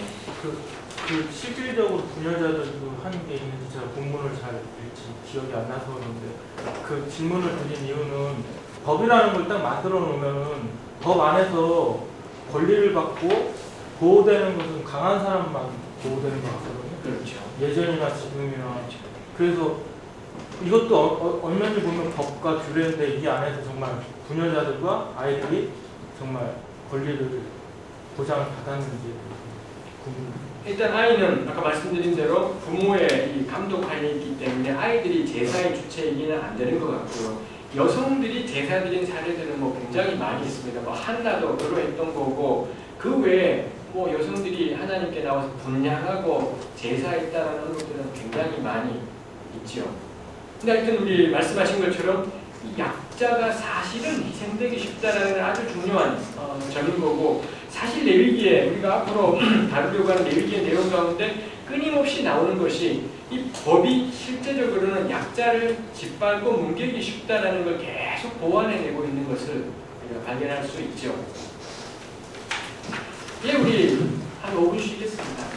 하나님께 여기 지금 거룩한 삶에 대해서 언급을 다루어 두고 있습니다만 거룩이라는 것의 가장 기본은 거룩이라는 히브리어 단어의 의미 자체도 분리입니다. 분리, 구별 뭐 그런 뜻을 가지고 있죠. 구별, 분리, 다름 뭐 이런 의미들이 있습니다. 하나님께서 예물을 요구하지 않으셨고 너 예물을 하나님께 자원하는 마음으로 드리기 원하냐? 그러면 이런 방식을 하나님이 딱 정한 방식 세상의 다른 종교들에도 고대운동에도 뭐 여러 종교들이 많지 않습니까? 다른 종교에서 드리는 방식 말고 하나님이 정한 길, 구별된 길, 달리 말해서 거룩한 길이 있다는 겁니다. 그 길 자체가 뭘 깃불 별게 있어서 그렇다. 이 깃불은 좀 작아졌는 말이고 같은 간에 그 길 자체가 뭐 특별하다라기보다 하나님이 말씀하셨기 때문에 구별되는 거예요. 똑같은 거 하더라도 하나님이 말씀하시면 구별된 거룩한 있다라는 거죠. 그 하나님께 나아갈 때는 그냥 아까 뭐 이야기했지만 그냥 나아가는 것이 아니라 그가 명하신 길로 가야 된다. 그 거룩이 있습니다. 레위기 11장 44에서 45절에 저런 구절이 있습니다. 같이 한번 읽어봅시다. 내가 거룩하니 너희도 몸을 구별하여 거룩하게 하고 땅에 기는 일짐승으로 말미암아 스스로 더럽히지 말라. 나는 너희의 하나님이 되려고 너희를 애굽 땅에서 인도하여 낸 여호와라. 내가 거룩하니 너희도 거룩할지어다. 하나님께서 이스라엘에게 요구하시는 것이 하나님께서 거룩하니 구별되신 분이니 다른 분이시니 너희들도 역시 구별되어라, 달라라, 분리되어라 라고 말씀하시는 것이 있습니다. 이거 11장의 음식 규례인 건데 기어다니는 것들을 하나님은 금하셨어요. 우리 나중에 다음 주에 보겠습니다만 뭐 그게 몸에 안 좋아서 먹지 말라고 한다 그런 이유도 있고 뭐 이런저런 이유들이 있습니다만 가장 근본적으로는 모른다예요. 왜 기는 것들을 먹으면 안 되는지 모르는 거고 유일한 이유는 뭐냐? 하나님이 금하셨기 때문이에요. 그 동물이 설령 몸에 겁나 좋아도 하나님은 먹지 말라고 해요. 왜냐하면 너희들은 내가 구별한 백성들이니 너희들의 삶의 방식은 달라야 된다. 구별되어야 된다. 즉 거룩해야 된다. 라고 하나님께서 명령하시는 것이죠. 그게 레위기의 특징. 이유를 모르겠는데 까닭이 함께 되지 않았는데 하나님께서 명령하셔서 가지 말아야 되는 길이 있고 가야 되는 길이 있다 라는 것이 우리 레위기에서 보게 되는 것이지요. 그리고 우리 저기서 보는 것처럼 몸을 구별하라 라고 되어 있지 않습니까? 정신을 구별하지 않아요. 정신 구별하기처럼 한가한 것이 없다는 것입니다. 몸을 구별해서 먹는 것. 이 짐승을 먹으면 그게 우리의 피가 되고 살이 되지 않습니까? 구약은 그거 간과하지 않아요. 너가 먹는 것이 너가 누구냐를 보여주는 것이다. 이미 이런 사고가 구약 성경에는 도처에 나와 있죠. 그래서 먹는 것을 그냥 먹지 않아요. 현대인들은 몸에 좋은 놈 안 좋은 놈 그것 따져서 결정을 하지만 구약의 사람들은 그렇지 않지요. 하나님이 명령한 것과 금하신 것 그거에 따라서 무엇을 먹느냐가 우리 자신이라는 겁니다. 아무것도 신경 쓰지 않고 막 먹는데 나는 구별된 하나님 백성인데 구약에서는 말이 안 되는 사고방식이 되는 것이죠. 그래서 몸을 구별하라라는 말씀이 있습니다. 구약의 참 중요한 전제예요. 몸의 거룩이라는 것입니다. 이게 우리 구약의 기본적인 신앙이고 고백인데 이게 어느 결례인가 정신적 거룩으로 바뀌어버려요. 영적 거룩이라는 굉장히 뜬금없는 말을 통해 제가 저의 표현으로는 귀신 신하나 까부는 소리가 돼요. 영혼의 거룩이라는 황당한 그런 표현으로까지 가게 되면서 내용이 없어져 버려요. 실체가 없어져 버리는 그런 일들이 있는 것 같습니다. 첫 번째 대사 1장 1, 2절이 그래서 우리 개혁 성경은 요즘 나오는 성경들이 1장의 첫머리에다가 번제라는 제목을 달아두었습니다만 엄밀하게 따지면 3절부터가 번제 규례인 거고 1장 1, 2절은 제사 전체에 대한 서론이라고 할 수 있겠습니다. 1장 2절에 예물 드리려면 인 거고 1장 3절은 그게 그 예물이 소의 번제라면 즉 번제라면 어떻게 할 거냐 3절부터 17절까지 2장 1절 누구든지 소제의 예물을 그 예물이 소제라면 어떻게 할 거냐 2장인 거지요. 3장 1절 사람이 만일 화목제 제물을 예물로 드리려면 그 예물이 화목제라면 이렇게 3장은 화목제 규례가 되겠습니다. 즉 1장 1, 2절이 최소한 1장 3절의 번제, 2장의 소제, 3장의 화목제 규례의 머릿말 역할을 하고 있지요. 4장부터는 달라져요. 4장에 여호와께서 모세에게 말씀하여 이르시되 이스라엘 자손에게 말하여 이르라 누구든지 여호와의 계명 중 하나라도 그릇 범하였으되 이렇게 나가잖아요. 3장 1절하고 다르다는 거예요. 2장 1절하고도 다르잖아요. 요 4장에 나오는 것이 속죄제인데 속죄제는 그 앞에 세 번의 제사하고는 다르구나라는 게 시작하는 도입하는 말에서도 우리가 느낄 수가 있지요. 특히 여호와께서 모세에게 말씀하여 이르시되 이런 것이 나오면 단락이 크게 바뀌는 겁니다. 우리 엔터를 겁나 막 쳐서 그냥 한 띄움을 막 해버리는 거지요. 꽤나 달라진다라는 표시가 있지요.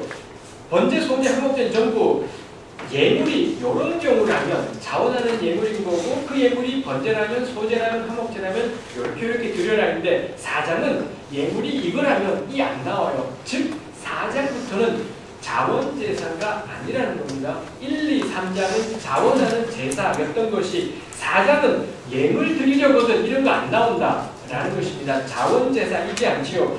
도리어 나온 것이 누구든지 여호와의 계명 중 하나라도 그릇 범하였다면 이 제사를 드려라. 죄지었냐? 그러면 속죄제 드려라 라는 점에서 4장의 속죄제는 의무적인 제사가 되려 번제, 소제, 화목제는 자원제, 자원하여 드리는 제사, 하나님이 요구한 제사가 아니라 자원하는 제사이지만 속죄제는 의무적인 제사가 되죠.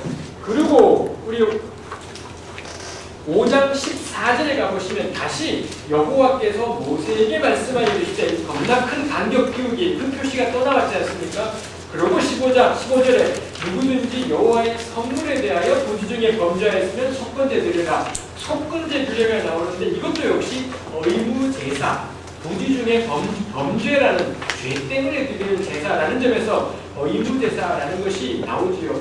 이 각 제사들의 도입 어구들을 보게 되면은 앞에 세 가지 제사와 뒤에 두 가지 제사가 각각 한 덩어리로 성격이 비슷하구나라는 것을 우리가 짐작할 만하지요.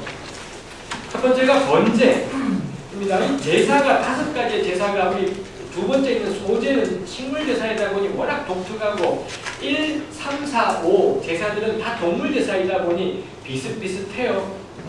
그렇기 때문에 뭐 번제를 조금 자세하게 다루면 나머지 제사들은 간결하게 갈 수 있겠습니다. 1장 3절 그 예물이 소의 번제라면 흠없는 수컷으로 제물의 종류가 번제는 소가 가능했고 그 다음 단계로 가면 10절에 양과 염소가 가능하고 14절 가면 산비둘기나 집비둘기가 가능한 것을 볼 수가 있습니다. 번제에서는 모르겠어요. 왜 소, 왜 양, 왜 비둘기인지 나와 있지 않지요. 속죄제에 가면 나와요. 속죄제도 역시 속죄제가 아닐 수 있겠군요. 속죄제 맞습니다. 속죄제에 가면은 평민이 드릴 수 있는 제물이 뭐 염소일 때도 있고 양일 때도 있고 비둘기일 때도 있는데 이유가 뭐냐? 이 예물 드리는 자의 형편이다라고 그렇게 표시한 것을 우리가 볼 수가 있습니다. 거기에서 그것을 짐작할 수 있지요. 가령 5장 7절 보시면 만일 그의 힘이 어린 양을 바치는 데에 미치지 못하면 비둘기를 드려라. 즉 경제적인 형편이 안 되면 비둘기 드려라가 거기에 있는 것에서 우리가 깨닫게 되는 것이 소, 양, 염소, 비둘기는 경제 형편에 좌우되는 것이구나 라는 것을 깨닫게 되고 번제 역시 마찬가지다라고 다들 그렇게 생각하지요. 예물의 종류가 달라지는 건 전적으로 예물 드리는 자의 경제적인 형편에 좌우된다라는 것입니다. 가령 소를 그렇게 드렸습니다. 소를 드렸더니 마지막 1장 9절에 가면 제사장은 그 전부를 제단 위에 불살라 번제를 드릴지니 이는 화제라 여호와께 향기로운 냄새 되어 있지 않습니까? 그 다음에 양이나 염소 드렸다. 13절 끝에 가면 역시 제사장은 그 전부를 가져다가 불살라 번제 드릴지니 화제라 향기로운 냄새 되어 있지요. 14절 비둘기 드렸습니다. 끝에 가면 17절 끝에 불살라 번제를 드릴지니 이는 화제라 여호와께 향기로운 냄새. 뭘 보여주니까 예물이 어떤 종류냐와는 상관없이 하나님께로부터 나오는 평가는 완전히 동일한 것을 우리가 확인할 수 있지요. 적어도 구약의 사람들은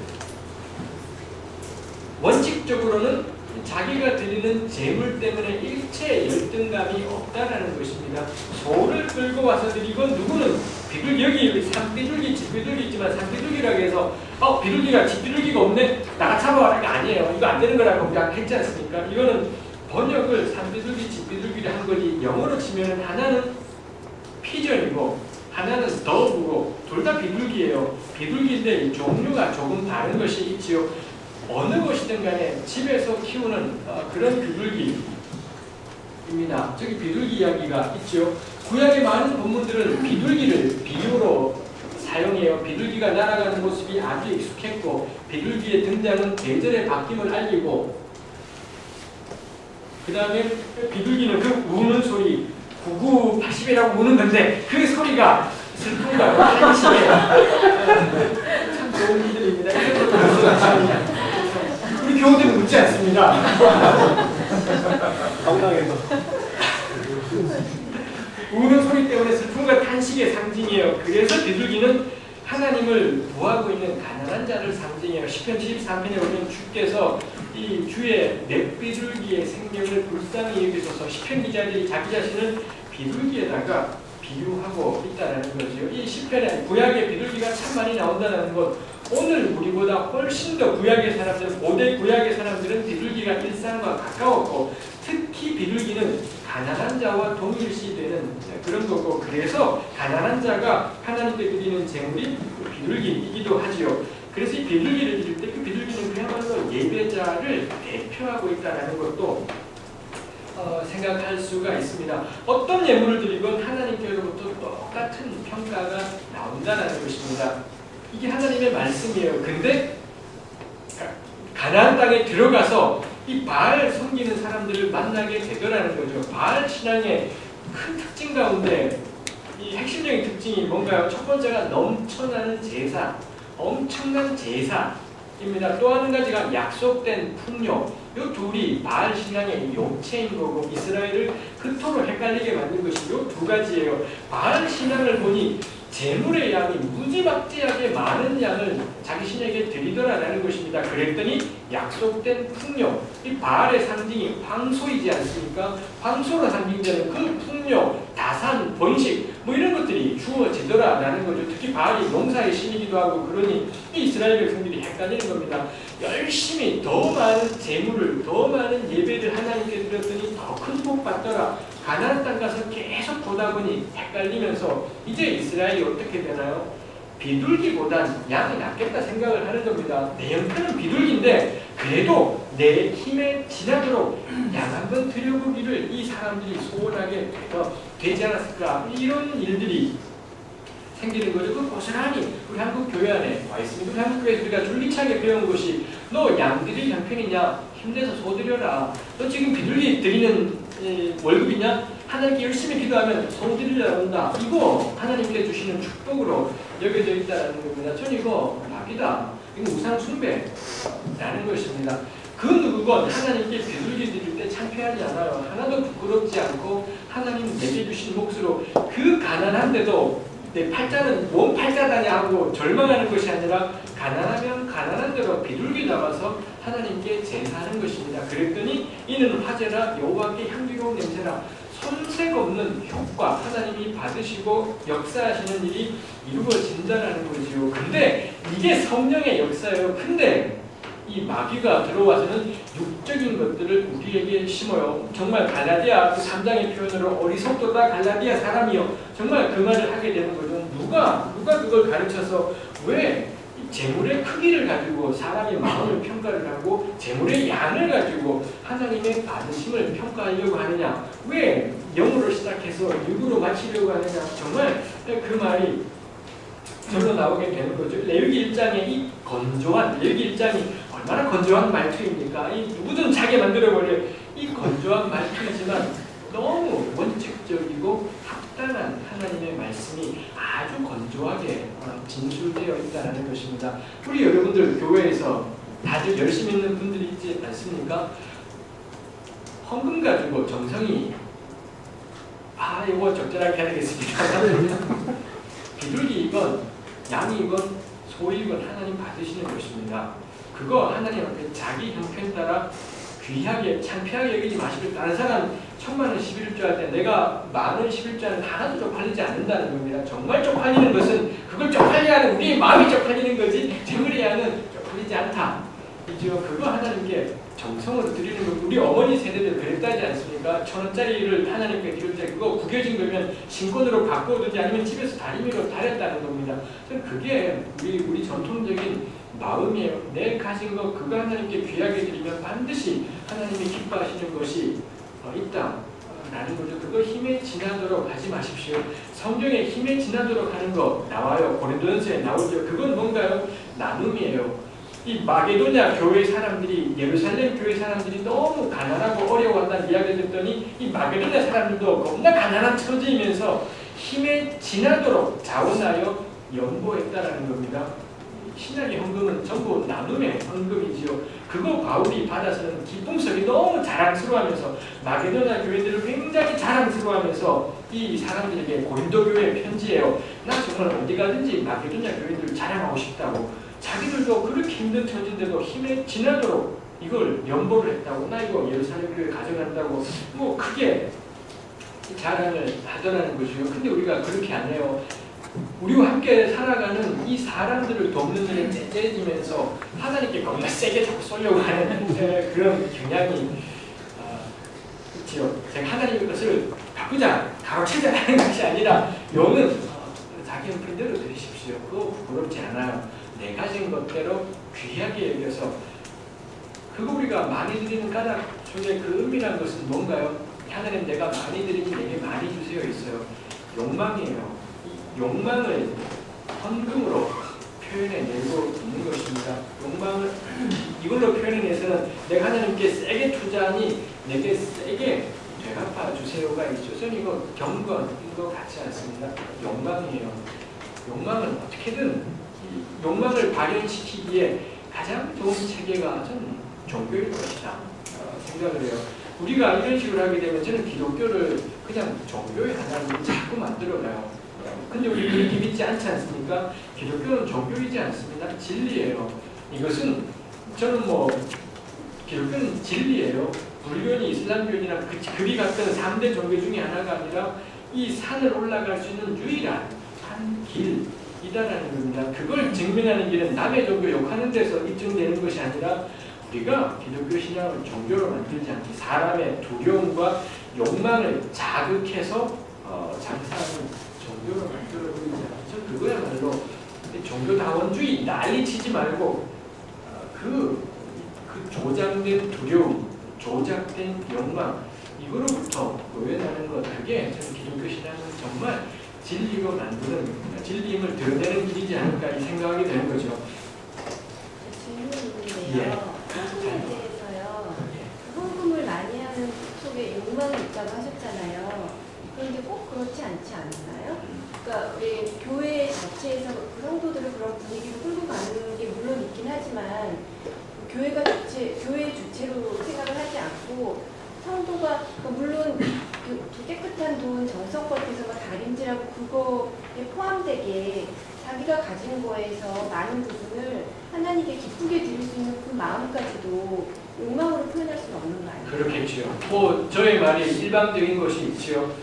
그게 아니라면 내가 하나님께 이만큼을 투자하니 나도 더 많은 11조하는 사람으로 만들어주세요 라고 우리가 배워왔던 것에 참 동의하기는 어렵습니다만 방금 말씀하신 것처럼 하나님의 은혜에 감사하여서 내 가진 것에 귀한 것을 하나님께 드리는 것 그 누구도 그거는 뭐 말할 수 있는 것인 것 같지 않습니다. 그리고 사실 교회는 우리 교우들의 나눔을 통해서 저는 교회가 운영되지 않습니까? 그 점에서 제가 나누고 싶은 건 마게도나 교회는 이웃을 섬기는데 힘에 지나도록 낸다라는 거예요. 그게 바울이 너무 기쁜 것이다라는 거죠. 저는 그게 우리가 사실 교회 헌금할 때 참 중요한 것이 우리 하나님 앞에 하나님이 내게 주신 복, 내게 이만큼의 복을 주셨으니 소를 드리고 이만큼을 주셨으니 비둘기를 드리는 것입니다. 근데 우리 가운데 우리 교회 공동체를 지탱하고 세워가기 위해서 저는 때로는 우리가 힘에 지나도록 자원하는 것도 얼마든지 저는 필요한 일이겠다라는 거죠. 이거 참 좋아요. 우리 형제를 위해서, 우리 자매를, 우리 교회 공동체를 위해서 내가 힘에 지나도록 내어놓고 섬기잖아요. 그러면은 아까의 그 욕망하고는 좀 꽤나 사실 그런 욕망 자체가 생기지 않게 되지 않을까 싶은 것이 있죠. 예, 말씀해 주셔서 감사합니다. 제가 약간 일방적인 것이 있기 때문에 계속 그 틈을 잘 보셔서 한계를 짚어주시면 좋겠다 싶습니다. 이 재물의 종류가 있고 그 재물의 종류가 있으면 그 다음에 1장 3절에 절차가 있지 않습니까? 요거 제가 계속 했던 이야기입니다만 마음이 있고 하나님께 자원하는 마음이 있고 그 다음에는 하나님이 규정한 절차가 있어요. 아주 주관적인 마음이 아주 객관적인 절차를 통해 규정되고 표현되더라. 그러면 하나님이 기뻐하시게 되는 그런 일이 있죠. 수컷으로 드렸다라는 것이 있습니다. 왜 수컷일까? 모르지요. 모르겠고 번제는 수컷만 드려야 되지만 다른 제사들은 암컷도 드리는 제사가 있었다라는 점에서 글쎄요. 왜 수컷이어야 되는지 애매한 것이 있습니다. 대체로 제사 제물로는 수컷을 선호하는 것이 있습니다. 뭐 고대에는 수컷이 더 완전한 존재라서 그런 거다라는 견해가 팽배했었고 뭐 오늘날에는 그렇게 보지는 않은 것 같습니다. 대체적으로 오늘날의 학자들이 볼 때 수컷을 드리는 이유가 덜 쓸모있기 때문일 것이다 라고 보는 견해가 그죠. 왜냐하면 암컷이 있어야지 새끼를 젖을 먹일 수가 있고요. 그 다음에 또 다른 새끼를 낳을 수도 있다는 겁니다. 수컷은 그게 안 되죠. 그래서 수컷은 놓기만 하면 그 다음에 큰 쓸모가 없고 암컷은 계속 필요하죠. 그래서 암컷을 자꾸 제사를 드려버리면 그 종 자체가 거의 멸종될 상황이 생길 겁니다. 근데 수컷은 괜찮다라는 겁니다. 괜찮기 때문에 수컷으로 하지 않았을까라는 상식적인 추측을 해요. 그렇게 생각하십니까? 그리고 그렇게 드려지는 제물은 흠없는 것이다라고 했습니다. 흠없다라는 것이 소가 뭐 한쪽 다리가 없다라든지 그래서는 안 된다. 그렇죠. 요거 다시 나중에 레위기 21장, 22장 가면 이 문제에 대해서 다루어 주고 있습니다. 소를 이야기하는 거지만 사실은 이 하나님께 나아가는 제사장에 대해서 뭐 이야기하는 것이기도 하죠. 그래서 이 하나님 앞에 완전 흠없다라고 이 번역을 했습니다만 같은 단어가 성경의 다른 곳에서는 완전이라는 말로 이 번역이 되기도 해요. 우리 부원님 이제 수컷 하니까 그냥 좀 생각날 건데 그 예수님이 남자라서 그러니까 예를 들면 그 구약의 제사는 예수님의 그런 희생이나 이런 걸 많이 상징한다고 하는데 혹시 그런 그러니까 알레고리적인 해석이라고 해야 되나? 그런 상징성은 어떻게 보시는지 이렇게 만약에 구약의 제사 하나하나 이게 다 뭐 예수님과 대칭일 수도 있다 뭐 이런 해석에 대해서 이렇게 너무 하나하나 이렇게 연결짓는 건 너무 이제 과장된 것 같다 아니면 어느 정도는 연결성이 있다라든가 그런 건 어떻게 생각하세요? 우리가 보겠습니다만 예수님은 번제가 예수님에게 완성되기도 하고 그런 점에서는 딱 말씀하신 것처럼 번제는 수컷, 예수님도 일단 남성, 짝이 될 수 있죠. 예수님은 화목제의 완성이시기도 해요. 근데 화목제는 수컷과 암것을 다 드릴 수 있었고 속죄제, 예수님 하면 또 가장 대표적인 게 속죄제일 텐데 속죄제 역시 수컷과 암것을 다 드릴 수가 있었고 이러다 보니 그거는 약간은 애매한 것이 있을 것 같습니다. 아이고 쉬운 질문이었습니다. 네. 그래서 그 흠없다라는 것이 신명기에서 너는 내 하나님 여호와 앞에서 완전하라고 개혁이 번역했지만 레위기적인 표현을 따르자면 너는 여호와 앞에서 흠없어라. 하나님이 소 흠없는 것 골라서 하나님께 드릴 때 사실 하나님의 의도에는 예배드리는 그 사람의 흠없음에 대해서 말씀하고 있다.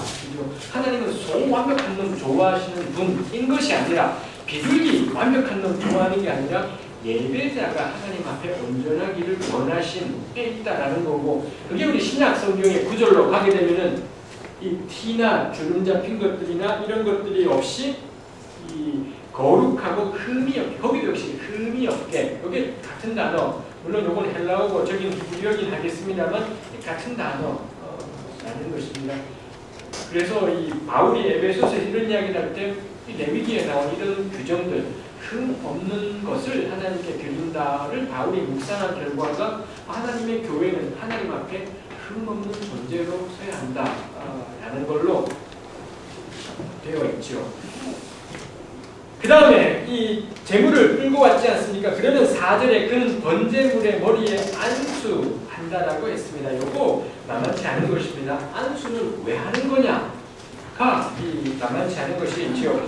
우리말로는 애매합니다만 우리말에서 여기에 그는 그 번제물의 머리에 안수한다라고 되어 있는데 우리말로는 명백하게 한 손으로 안수한다라는 것이 되어 있습니다. 그에 비해서 레위기 16장에 가면 대속죄일이 있는데 대속죄일 때 왜 염소 한 마리를 끌고 와서는 모든 이스라엘이 그 머리에 안수하고 그 염소를 광야에다가 보내버리지 않습니까? 아사셀 염소라는 뭐 특이한 처리를 하는데 그때는 모든 백성들이 그 염소의 머리에다가 모든 백성의 대표로 이 백성들의 대표가 그 머리에 두 손으로 안수해요. 두 손으로 안수한 채 자기들이 지었던 모든 죄를 줄레 말하는 겁니다. 그렇게 안수한 채로 말을 하면 자기들에게 있던 죄가 이 수용소로 옮겨가요. 이걸 어려운 한자로 전가라고 하지 않습니까?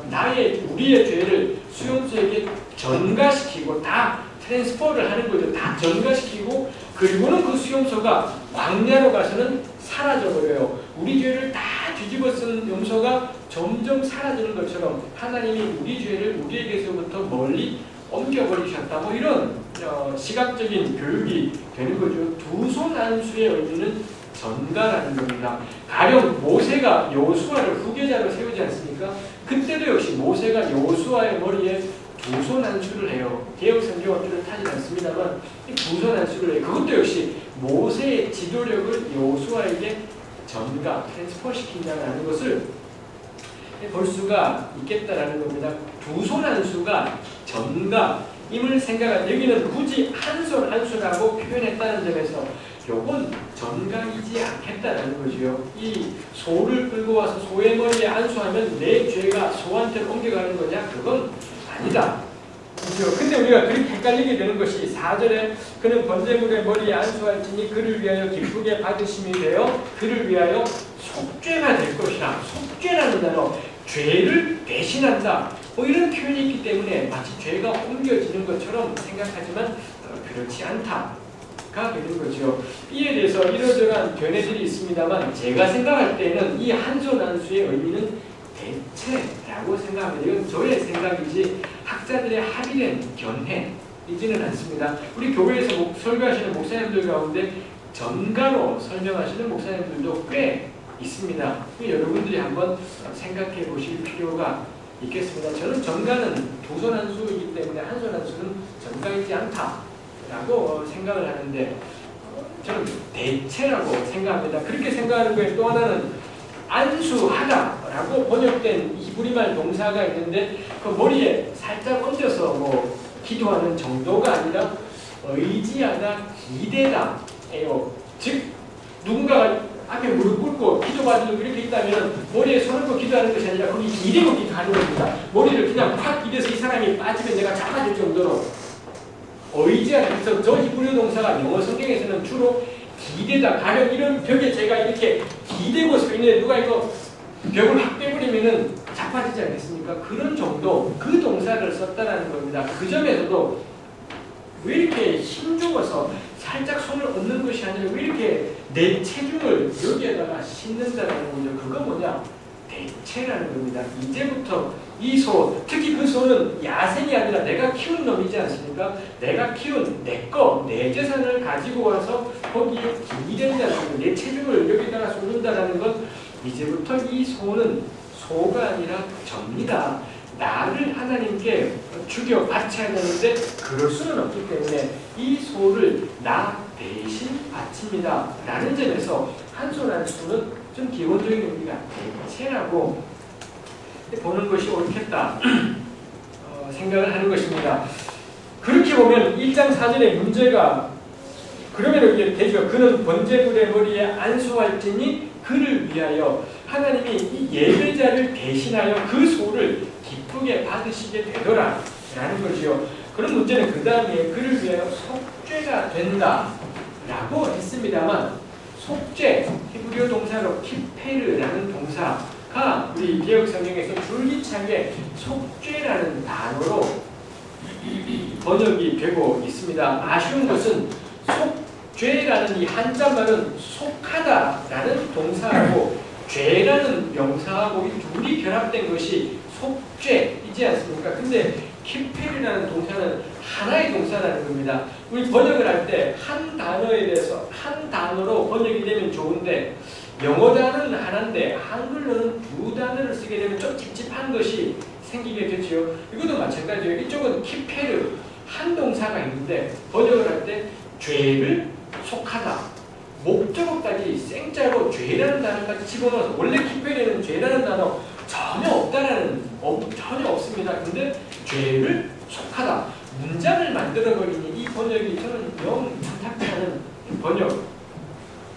번역이다라는 것입니다. 이 키페르가 뭐냐가 되지요. 가령 번제가 1장 4절처럼 속죄 기능, 죄를 속하는 기능이 생겨버리면 속죄제는 왜 드리냐? 라는 의문도 있지 않습니까? 속죄제야말로 죄 때문에 드리는 제사인데 번제가 이 기능을 해버리면 속죄제는 왜 하나?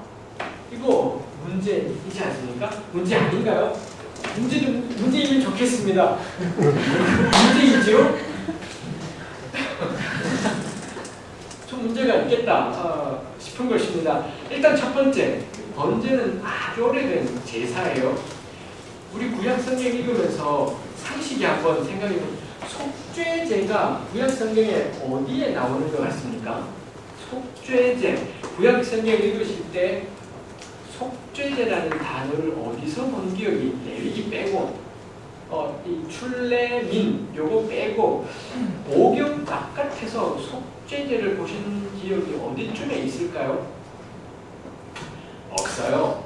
오경 바깥에서는 속죄제를 거의 찾아보기가 어렵습니다. 속죄제는 레위기 출애굽기 민수에 출애굽기도 거의 안 나오고 레위기 민수기에 여러 번 나오지만 이거 벗어나면 거의 나오지 않고 에스겔서에 가면 좀 있고 뭐 그런 것을 볼 수가 있어요. 번제는 어떻습니까?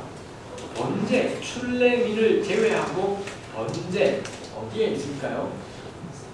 가장 대표적인 번제는 누가 말씀하신 것 같습니다만 이삭이지요.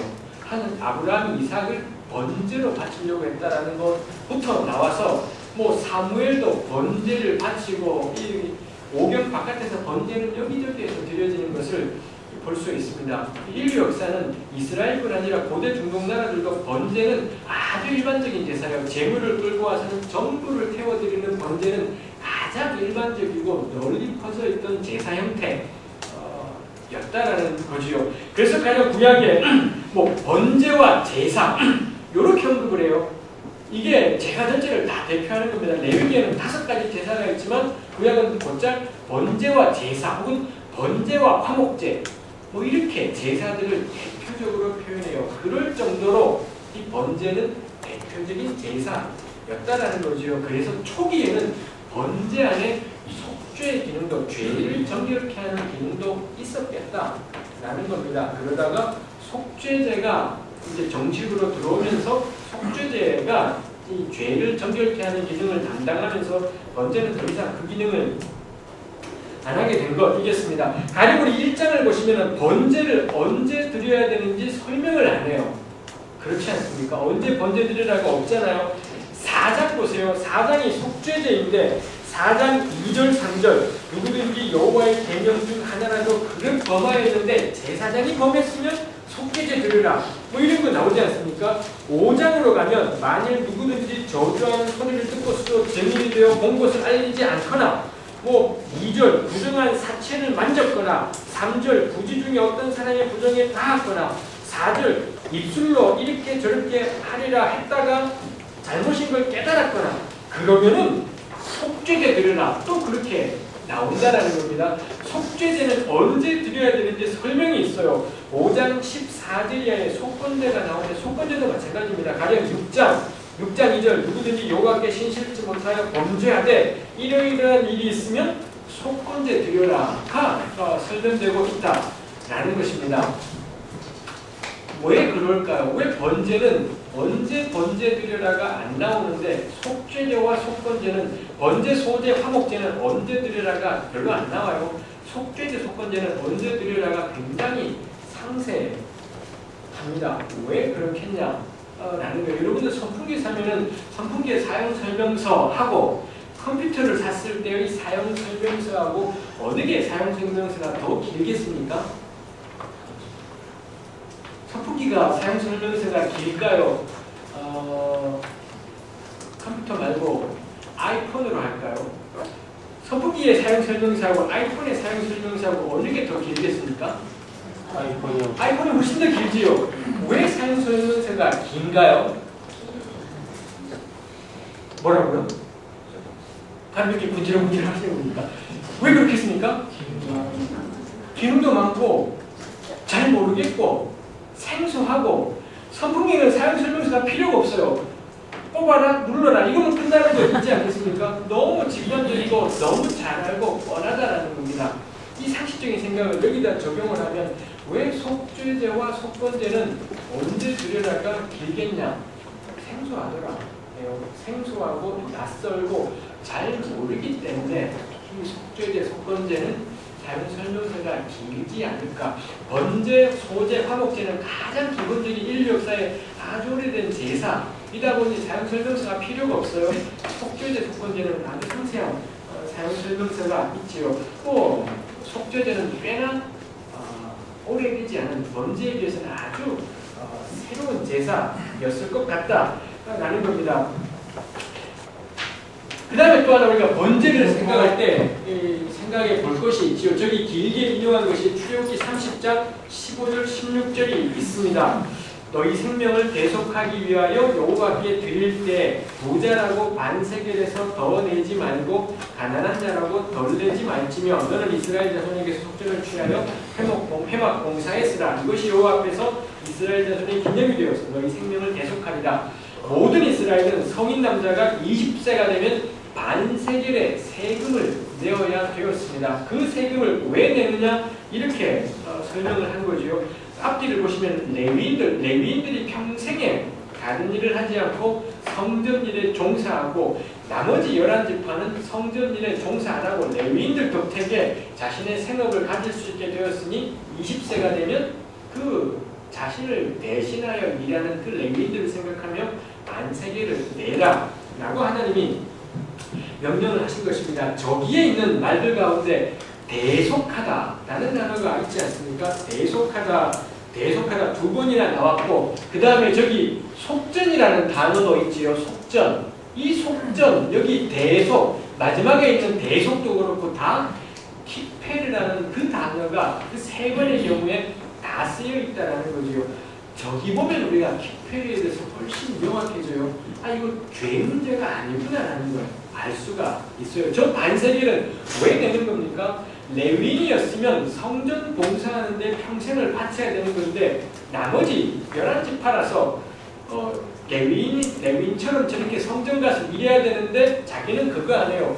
그 대신 반세겔을 낸다라는 것입니다. 그걸 대속이라고 표현하기도 했고 속전이라고 표현하고도 대신 내는 돈이라는 것입니다. 그 반세겔을 내는 대신 나는 이제 일상의 일을 할 수 있게 되더라. 가 되는 거죠. 그 점에서 저 반세겔의 속전, 반세겔의 세금은 어찌 보면 딱 이제부터 내가 이스라엘의 당당한 하나님 백성들의 총회의 한 사람이 되었습니다. 나도 한 몫을 감당하는 이스라엘로 살아가겠습니다. 그거로 의미하는 게 저 반세겔의 속전이기도 하겠구나를 우리가 생각할 수 있지요. 그래서 제가 생각할 때 키페르의 의미는 가장 기본적인 의미는 대신하다. 뭐 어려운 한자로 쓰면 대속하다. 대속하다라는 말에도 죄의 개념은 들어있지 않습니다.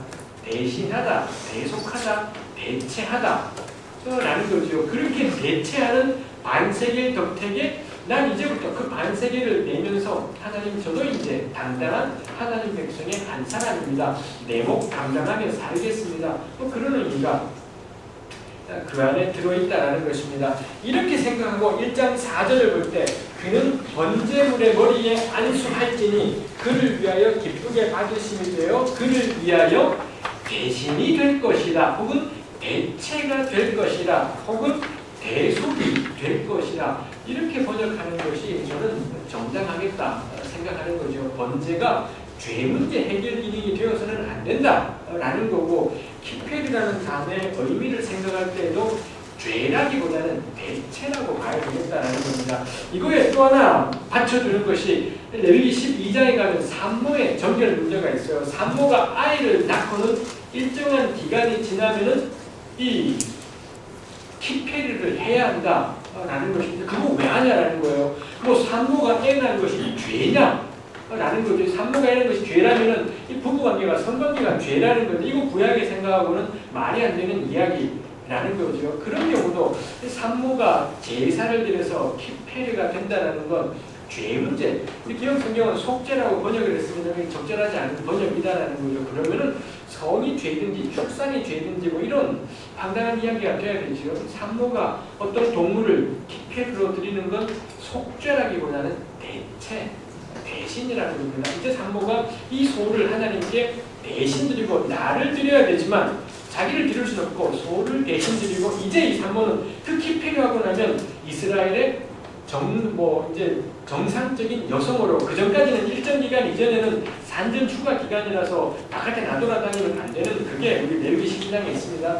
그거 키페르 하면서 이제부터 이 여성은 일상생활로 완전히 복귀합니다. 명실상부한 하나님 백성의 한 자리를 이제 제대로 감당하며 살겠습니다. 그거 신고하는 것이 산모가 드리는 그런 키페르의 의미를 가진 제사 였더라라는 것입니다. 저는 그 점에서도 키페르는 죄라기보다는 대신, 대체라고 보는 것이 옳겠다라는 거죠. 그게 속죄제에 가서의 키페르는 죄 때문에 드려진 내가 부지 중에 범한 죄가 있고 그래서 내가 죽어야 되는데 나 대신 소를 드립니다. 거기서는 이제 이 대신이 뭐 죄와 연관되는 맥락이 있겠습니다만 훨씬 기본적이고 넓은 의미는 대신하다, 대체하다, 대속하다 이런 의미가 되는 것이 저는 키페르의 정당한 의미 있지 않을까 생각합니다.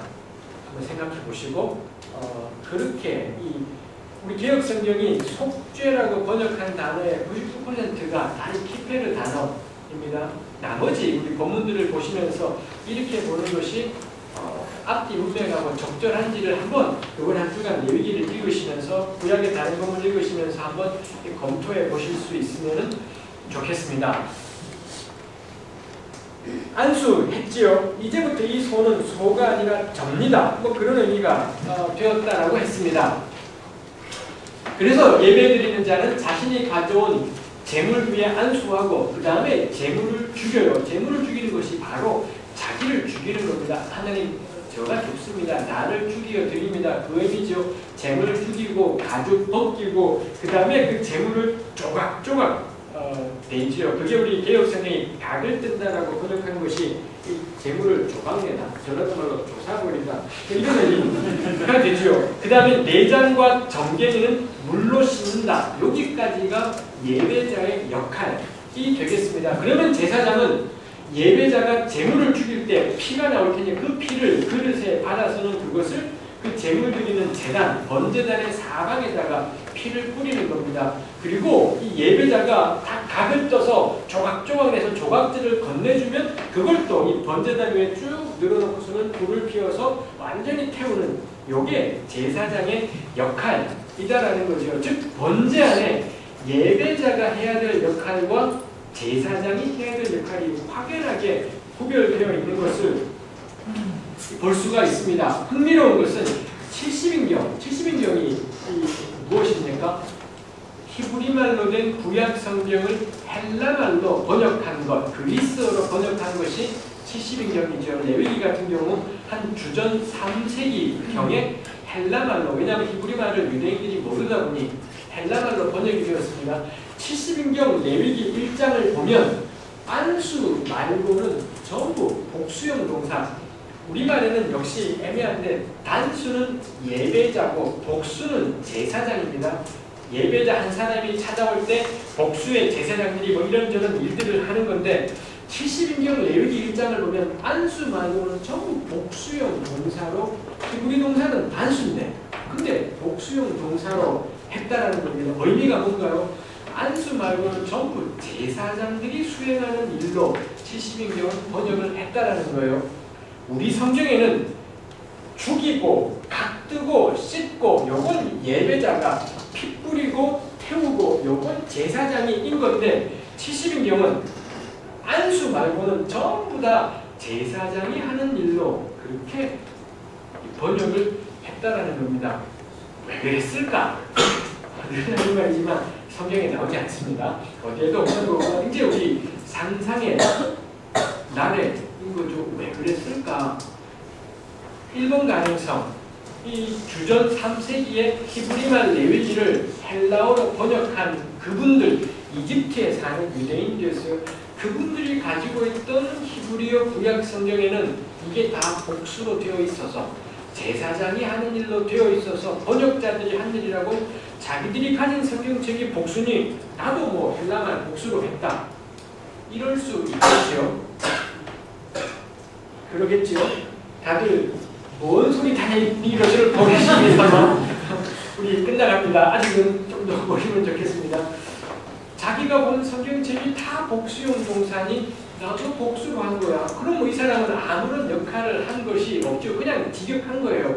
이렇게 보기에는 문제가 이렇게 전부 복수용으로 되어 있는 그런 본문이 히브리말 본문이 지금까지 발견된 게 없다라는 거예요. 히브리말 사본들이 여러 개가 발견되었습니다만 이렇게 되어 있는 사본은 없기 때문에 이런 주장은 문제가 있지요. 그렇다면 두 번째는 뭐겠습니까? 이 번역자들이 가지고 있던 성경책도 지금 우리 거랑 똑같이 예배자가 하는 일, 제사장이 하는 일 다 따로 있었는데 번역하는 사람이 저기는 단수동사, 예배자가 하는 일을 표시하는 단수동사인데 번역자는 걔를 굳이 복수로 번역을 한 겁니다.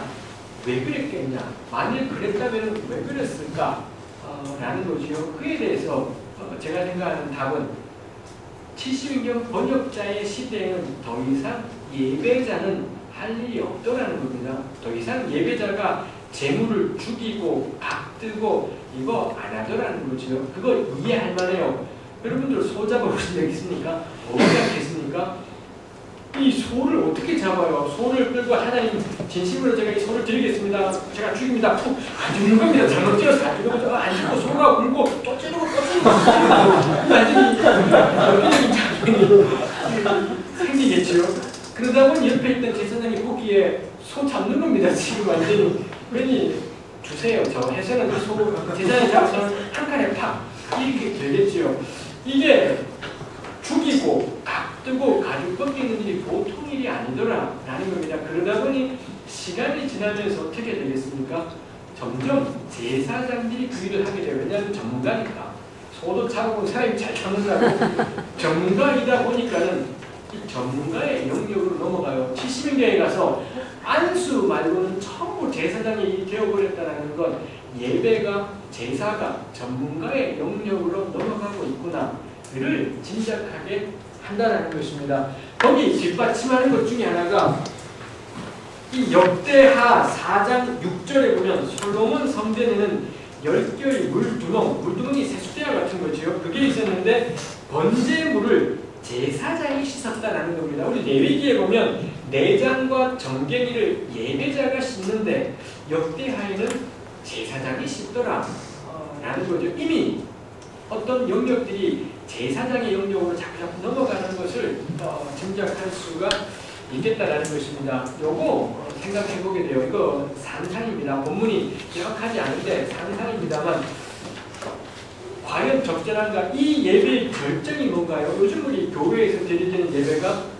전문가에게 완전히 넘어간다 라는 거죠. 신학대학을 나오거나 정규신학 수업을 받거나 이런 사람들이 예배에 대해서 뭘 아는 사람 이렇게 되어있고 우리 평신도라고 불리는 분들, 교육자가 아닌 분들은 마치 예배의 전문가가 아닌 것처럼 분류가 되더라는 거죠. 그래서 전문가들이 뭐 목사나 전문가나 이 신학 교육을 받은 전문가들이 예배를 다 주관하고 있다라는 거죠. 그렇지만 우리가 가지고 있는 정경인 이 히브리말 레위기에서는 그렇지 않다는 겁니다. 예배자와 제사장은 적절하게 하나님께 나아가는 그 과정 안에 적절하게 동역되고 예배자가 전적으로 자원하는 마음에서 시작되잖아요. 제사장의 명령으로 시작되지 않고 자기의 자원으로 시작되었는데 안수까지 물론 자기 소지요. 내 재산을 가지고 와서 내가 안수 이제부터에서는 접니다.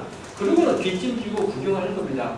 내 거 하나님께 드렸어요. 나 안수했어요. 그 다음은 뒷짐지고 구경하고 예배자가 전문 사역자들이 이걸 다 처리해서 죽이고 자르고 씻고 벌려서 태우고 이건 아니지 않을까 생각하게 되는 거죠. 레위 1장을 보면서 도전하고 싶은 것이 예배를 교회 일을 전문가에게 맡겨서는 안 되겠다 라는 겁니다. 해본 사람이 확실히 잘해요. 뭐든 해본 사람이 잘하지만 우리 그렇게 해버리게 되면 우리 교회에서는 어지간한 경우는 저는 구경하게 될 가능성이 커지게 되지요.